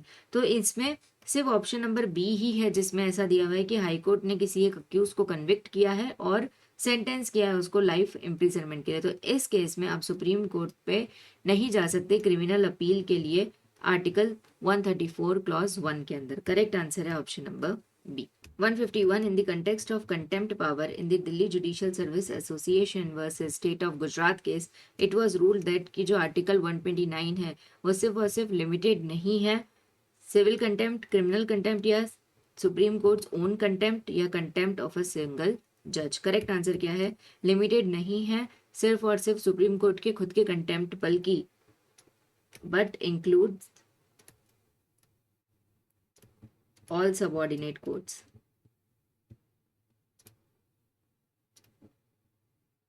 और आर्टिकल 129 का क्या मतलब है? Court of records. ठीक है, करेक्ट आंसर है option number C. 152 The essentiality test to determine what constitutes an integral part of a religion was established in which case? जो एक essentiality test था जो डिटरमाइन करेगा कि क्या कॉन्स्टिट्यूट करता है integral part of a religion, वो किस में स्टैब्लिश किया गया था? Bijoe Emmanuel versus state of Kerala, Ismail Faruqui versus union of India, Tilkayat Shri Govind Lal ji Maharaj versus state of Rajasthan, Shayara Bano versus union of India. अब Shayara Bano versus union of India नहीं हो सकता, ये केस किसके रिलेटेड था? ट्रिपल तलाक के related. Bijoe Emmanuel versus state of Kerala का जो केस है वो नेशनल एंथम रिलेटेड केस था। इस्माइल फारूकी केस में क्या कहा गया था? Mosque is not an essential part of practice religion of Islam.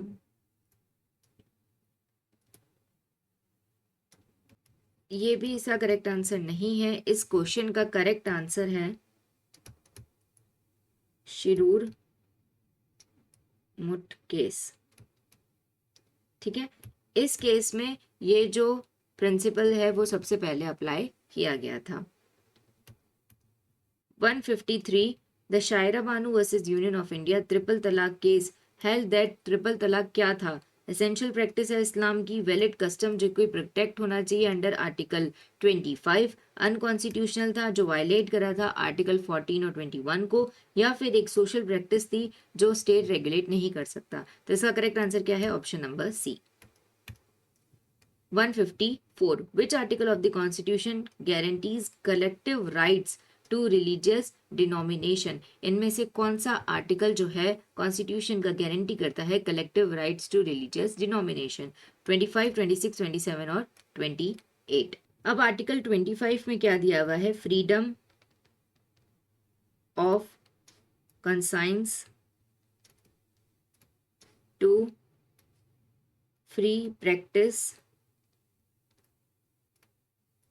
profession and propagation of religion। ठीक है, तो ये तो इसका आंसर नहीं है। अब आर्टिकल 26 में क्या दिया हुआ है? Freedom to manage religious affairs. यही कलेक्टिव राइट है क्योंकि इसमें फ्रीडम है कि आप मैनेज कर सकते हो अपने रिलीजियस अफेयर्स को। तो करेक्ट आंसर क्या है? Option number B. फिर भी देखते हैं आर्टिकल 27 में क्या दिया हुआ है? Freedom as to payment of taxes for promotion of particular religion. फिर आर्टिकल 28 में क्या दिया हुआ है? फ्रीडम टू अटेंड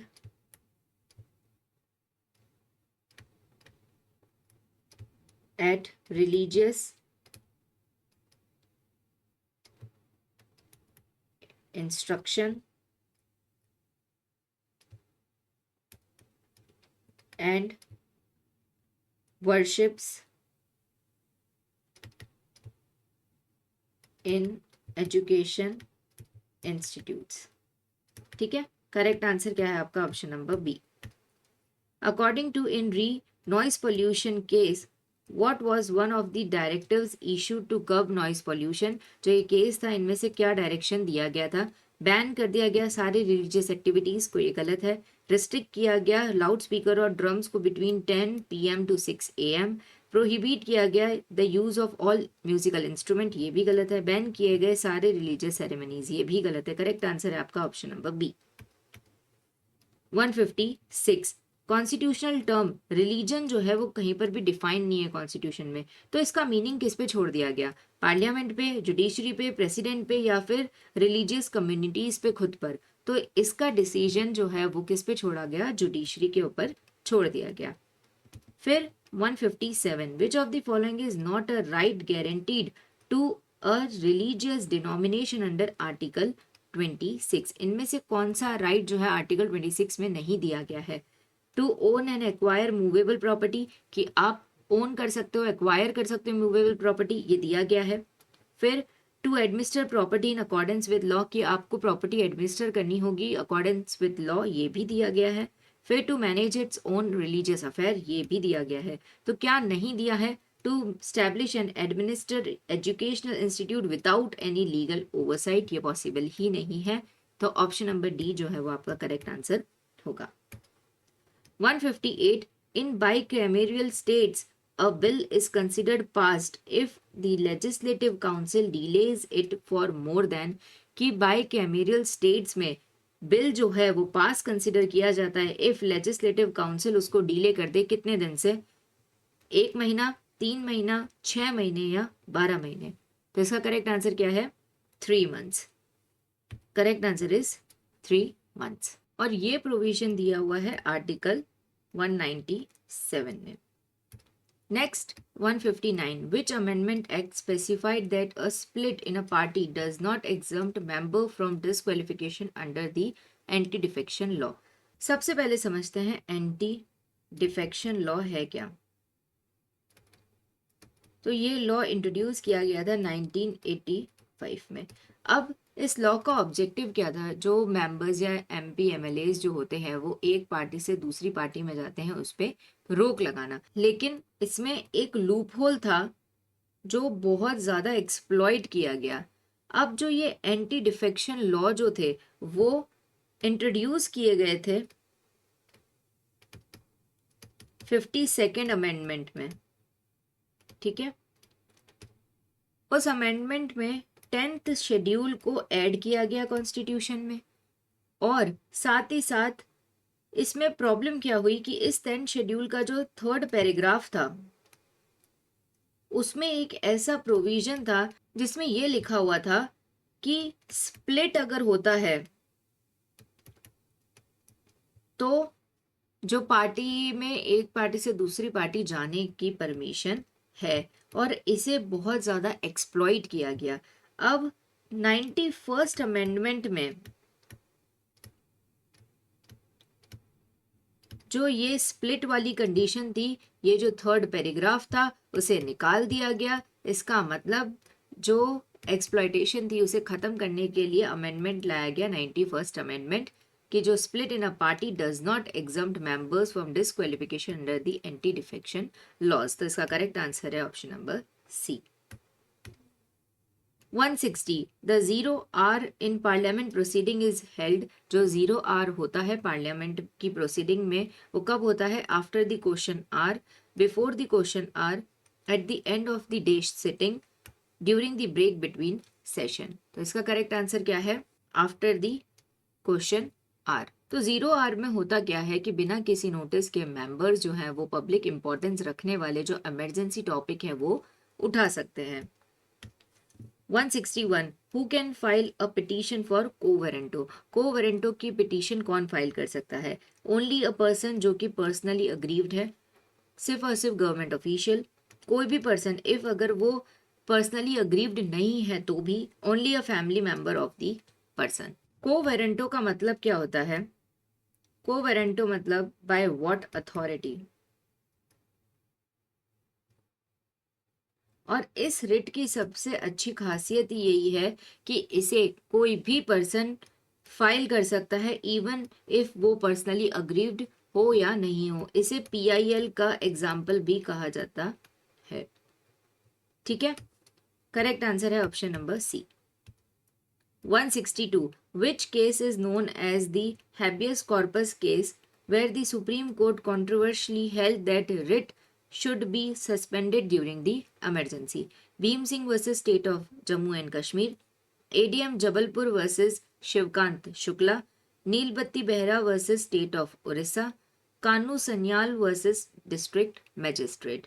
इनमें से किस केस को हैबियस कॉर्पस केस के नाम से भी जाना जाता है, जहां सुप्रीम कोर्ट ने कंट्रोवर्शियली ये हेल्ड किया था कि जो रिट्स हैं वो सस्पेंड हो जाएंगी ड्यूरिंग दी इमरजेंसी। इसका करेक्ट आंसर क्या है? ADM Jabalpur versus Shivkant Shukla.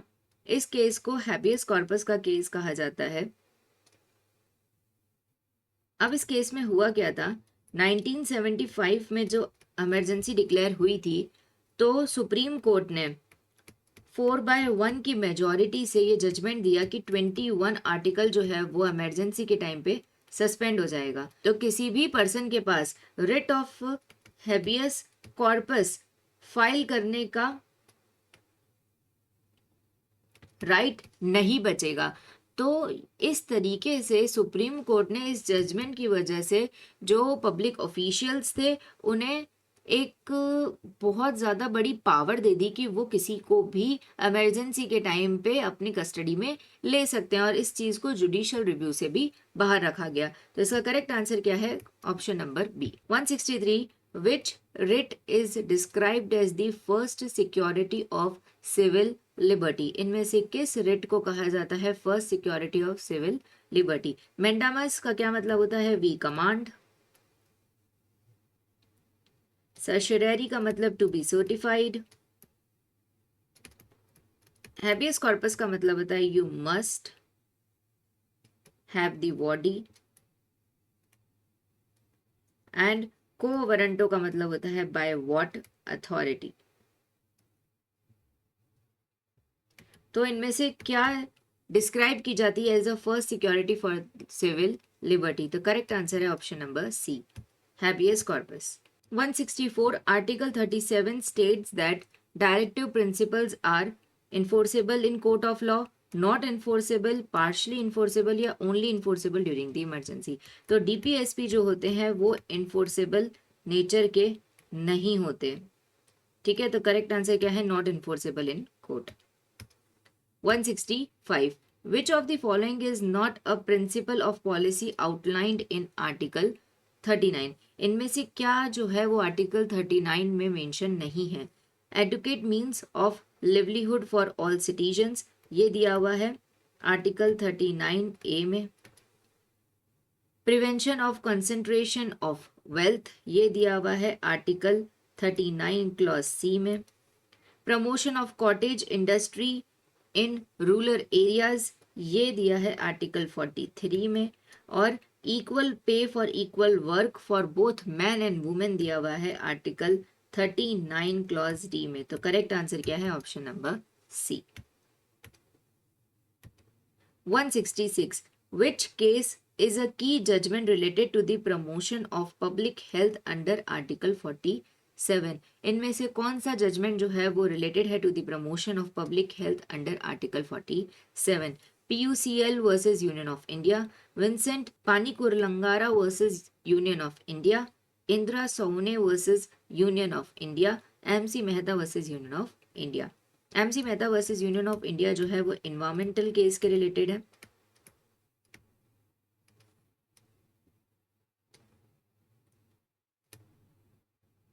जो इंदिरा सोने केस है वो रिजर्वेशन रिलेटेड है, और जो PUCL का केस है वो राइट टू फूड रिलेटेड है। ठीक है, अब बचा यही हमारा करेक्ट आंसर है। लेकिन अब इस केस में हुआ क्या था? तो इस केस में क्या कहा गया कि जो पब्लिक हेल्थ है वो इम्पॉर्टेंट है और हेल्थ की सेफ्टी की रिस्पॉन्सिबिलिटी जो है वो स्टेट की है। इसलिए जो हार्मफुल ड्रग्स थे उनके ट्रेड और कॉमर्स पे रोक लगाने की मांग की गई, और ये कहा गया कि स्टेट की ड्यूटी है कि वो जो पब्लिक है उसको अच्छी जो ड्रग्स हैं, अच्छी दवाइयाँ हैं वो अवेलेबल करवाएं, और साथ ही जो खराब दवाइयाँ या हार्मफुल ड्रग्स हैं उन्हें मार्केट से हटाया जाए। ठीक है।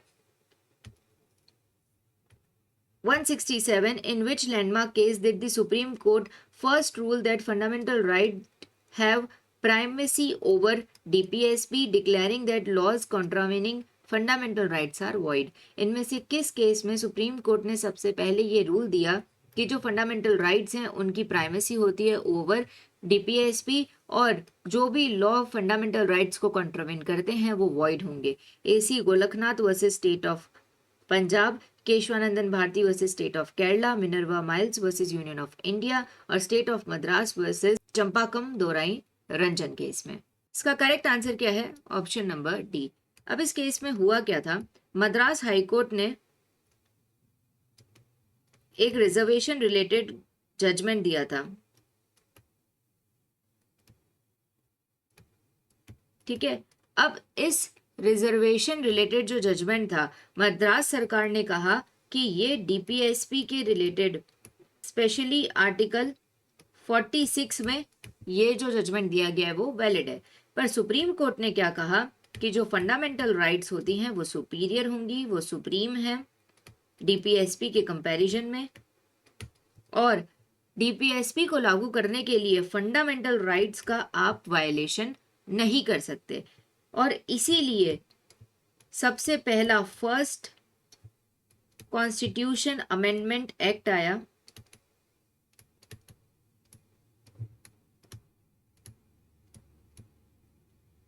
जिसमें क्या किया गया, आर्टिकल 15 क्लॉज 4 को ऐड किया गया, जो आरक्षण के ऊपर, रिजर्वेशन के ऊपर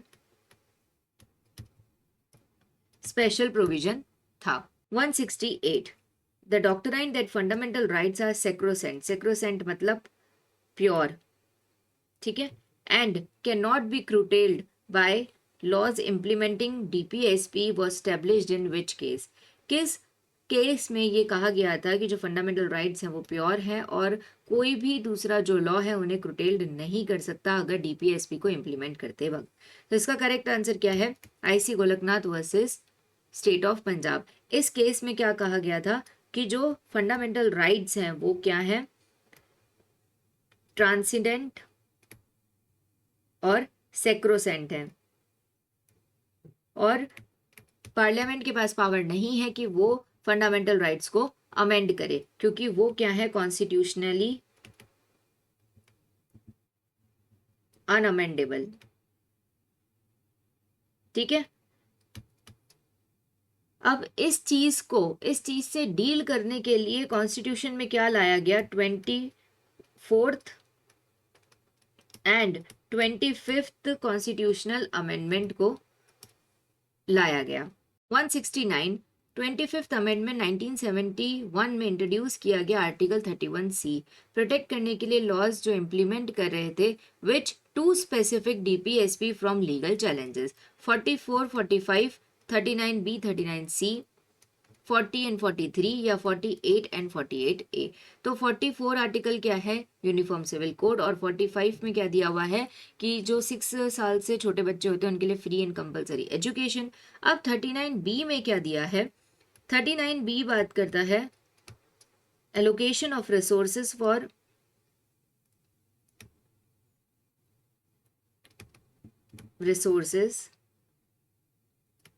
फॉर कॉमन गुड, और आर्टिकल 39C में क्या दिया हुआ है, कॉन्सेंट्रेशन ऑफ वेल्थ नहीं होनी चाहिए, वेल्थ रिलेटेड प्रोविजन है, ठीक है। यही करेक्ट आंसर है। अब अगर दूसरे आर्टिकल्स देखें, आर्टिकल 40 क्या है, organisation of village panchayat, and 43 में क्या दिया हुआ है, लिविंग वेजेस। 48 डील करता है एनिमल हस्बेंड्रीज एंड एग्रीकल्चर से, और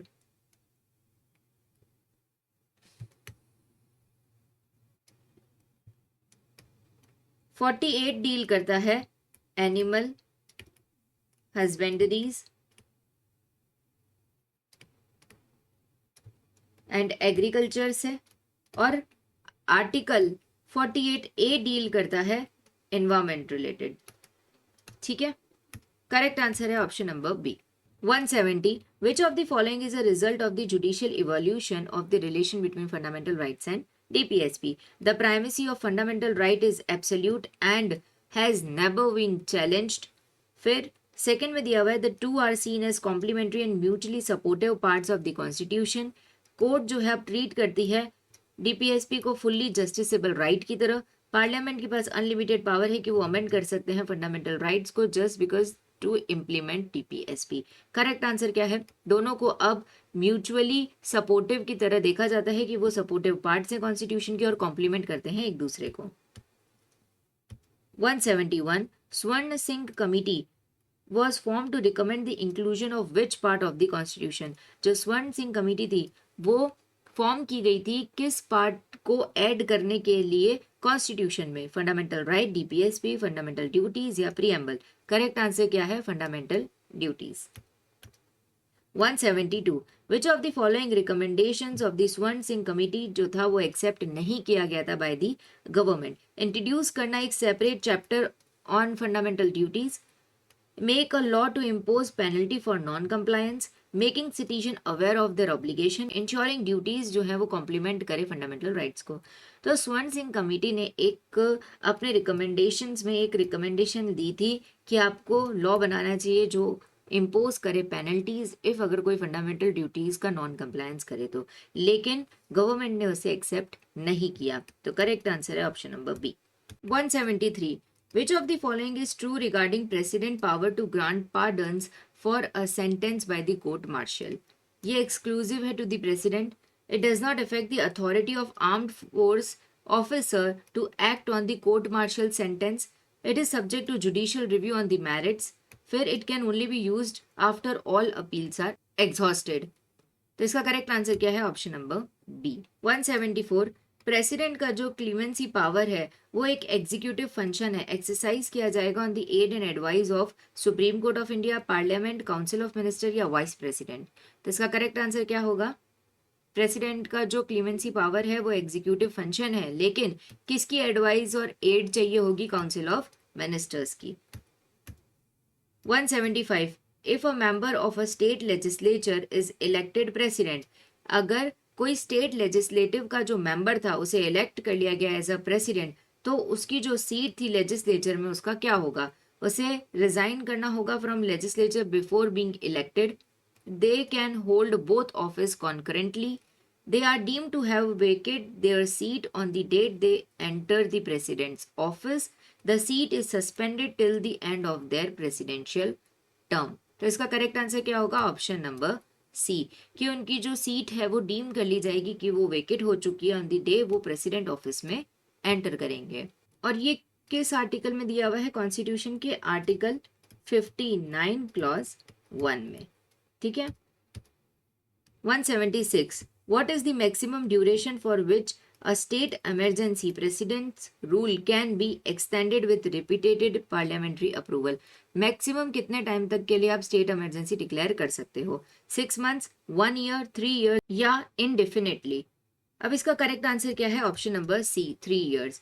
लेकिन 1 year के बाद दो ही कंडीशन पे इसे एक्सटेंड किया जा सकता है। या तो पहली कंडीशन क्या है कि नेशनल इमरजेंसी डिक्लेयर हो पूरे इंडिया में या तो फिर किसी पार्ट ऑफ इंडिया में, और दूसरी क्या कंडीशन है कि इलेक्शन कमीशन जो है वो ये नोटिस दे दे या ये सर्टिफाई कर दे कि अभी इलेक्शन होना पॉसिबल नहीं है, तो ही इसे एक्सटेंड किया जा सकता है। और हाईएस्ट तो क्या है? 3 years से ज्यादा इसे एक्सटेंड नहीं किया जा सकता। 177 which of the president's veto powers involves neither assenting nor returning a bill but keeping it pending indefinitely? पहला ऑप्शन है एब्सोल्यूट वीटो। एब्सोल्यूट वीटो मतलब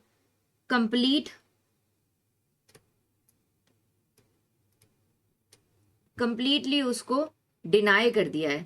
ठीक है, इसका मतलब क्या है कि अब वो जो पर्टिकुलर बिल था वो एक्ट नहीं बनेगा। सस्पेंसिव वीटो का क्या मतलब होता है? रिकंसिडरेशन के लिए उसको भेज दिया गया है।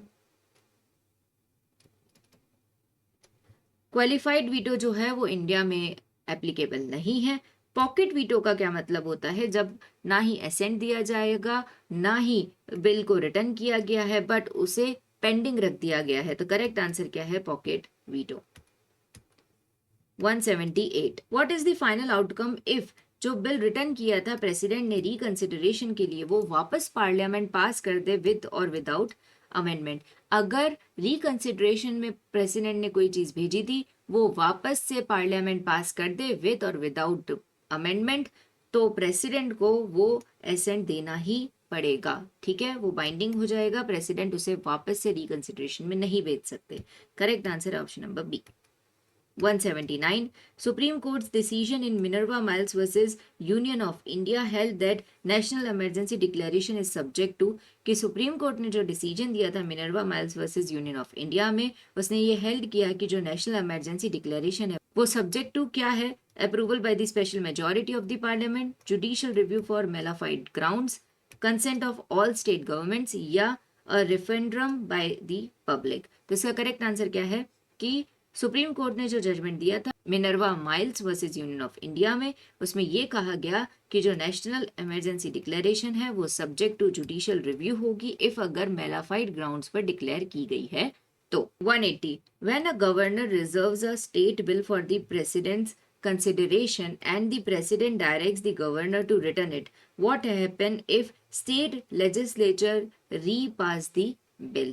कि अगर गवर्नर ने कोई बिल जो था वो रिजर्व करके रखा था स्टेट बिल को प्रेसिडेंट के रिकंसिडरेशन के लिए, और जो प्रेसिडेंट है वो डायरेक्ट करता है गवर्नर को कि वो उसे रिटर्न कर दे, तो व्हाट हैपन इफ अगर स्टेट लेजिस्लेचर वापस से रीपास कर देता है उस बिल को, तो जो प्रेसिडेंट है उन्हें अपना असेंट देना ही पड़ेगा।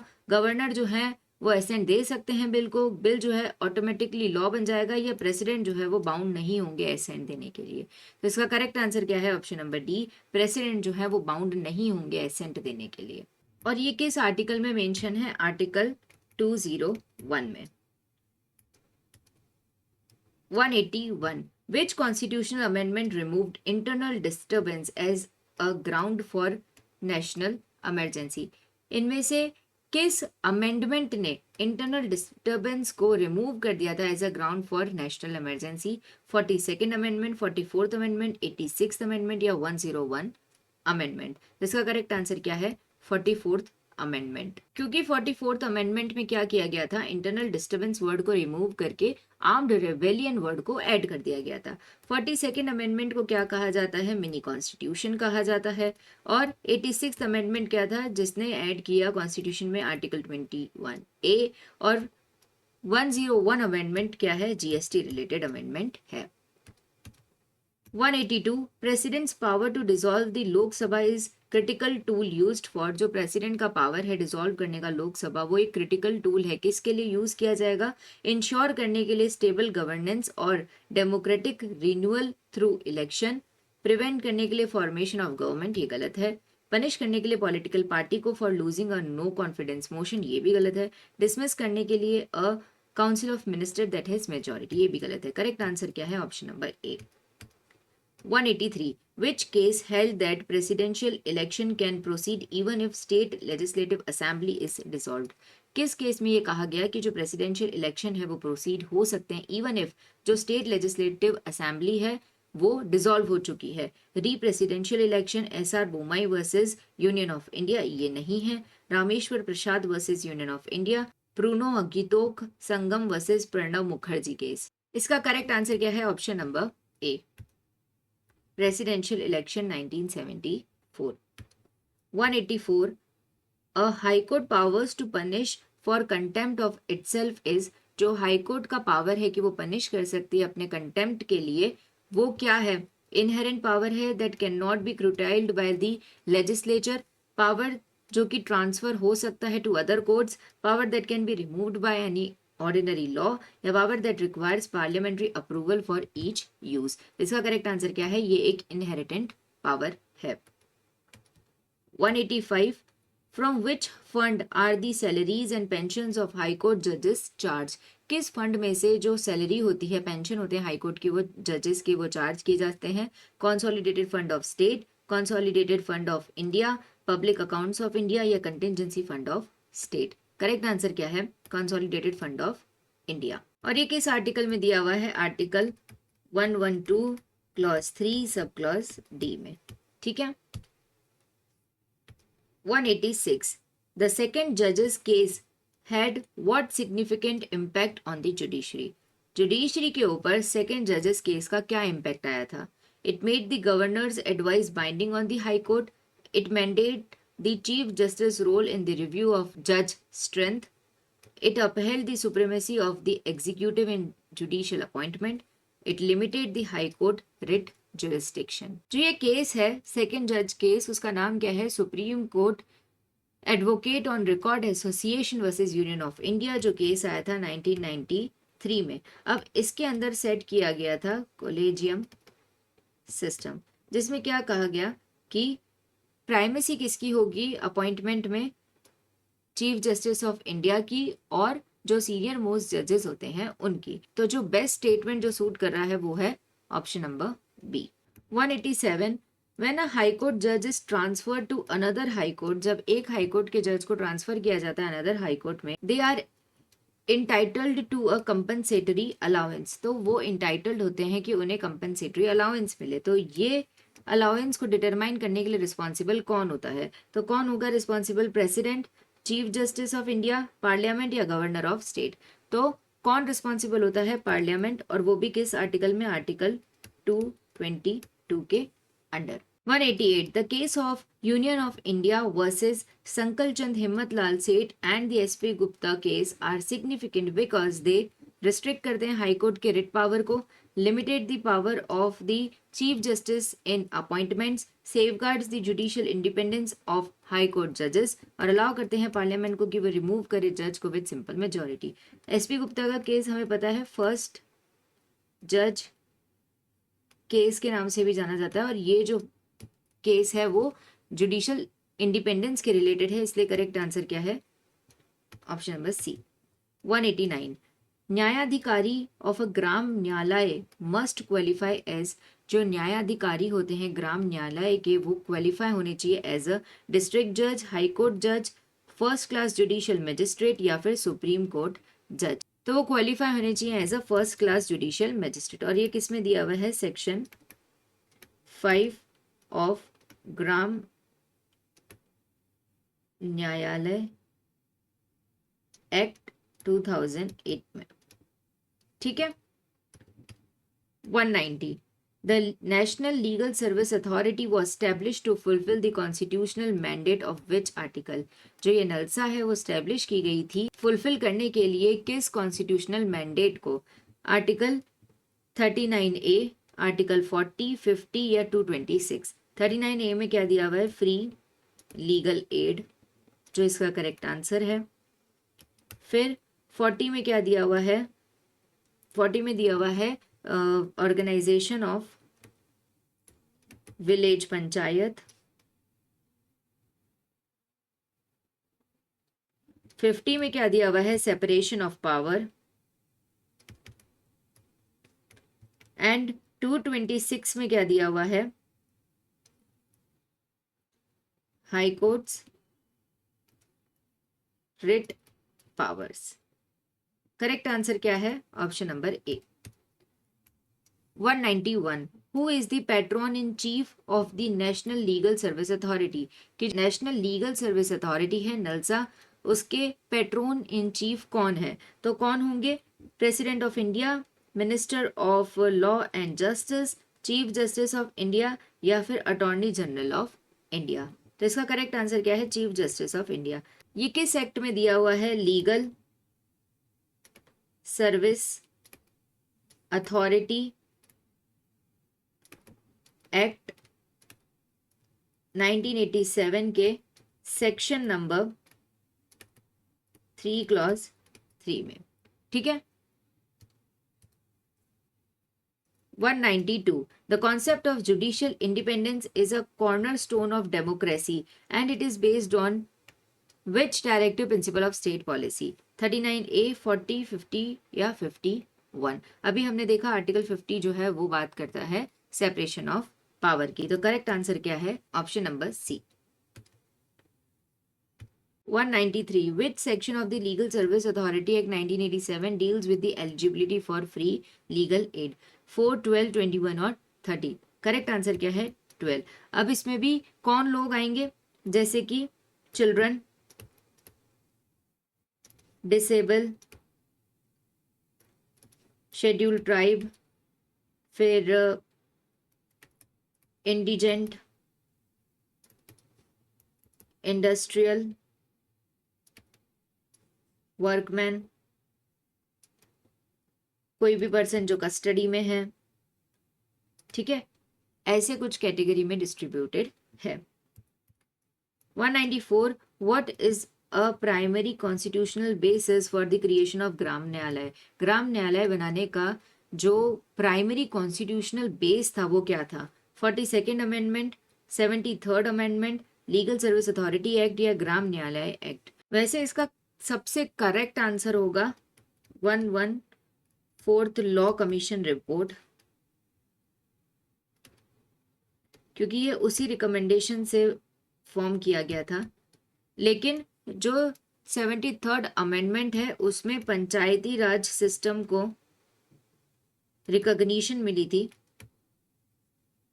ठीक है, तो हम इस ऑप्शन के साथ जा सकते हैं। 195 as per 2016 amendment act, if there is no recognized leader of the opposition in the lok sabha who joins the selection committee, कि 2016 के अमेंडमेंट के बाद इफ अगर कोई भी रिकॉग्नाइज्ड लीडर नहीं है अपोजिशन का लोकसभा में, तो कौन ज्वाइन कर सकता है सिलेक्शन कमिटी को? Member nominated by the prime minister, member nominated by the Lok Sabha Speaker, leader of the largest opposition party या member nominated by the Chief Justice of India। तो इस अमेंडमेंट के बाद क्या कहा गया था कि the leader of the largest opposition party can join the selection committee। ये कौन सी सिलेक्शन कमेटी की बात है? लोकपाल एंड लोकायुक्त की।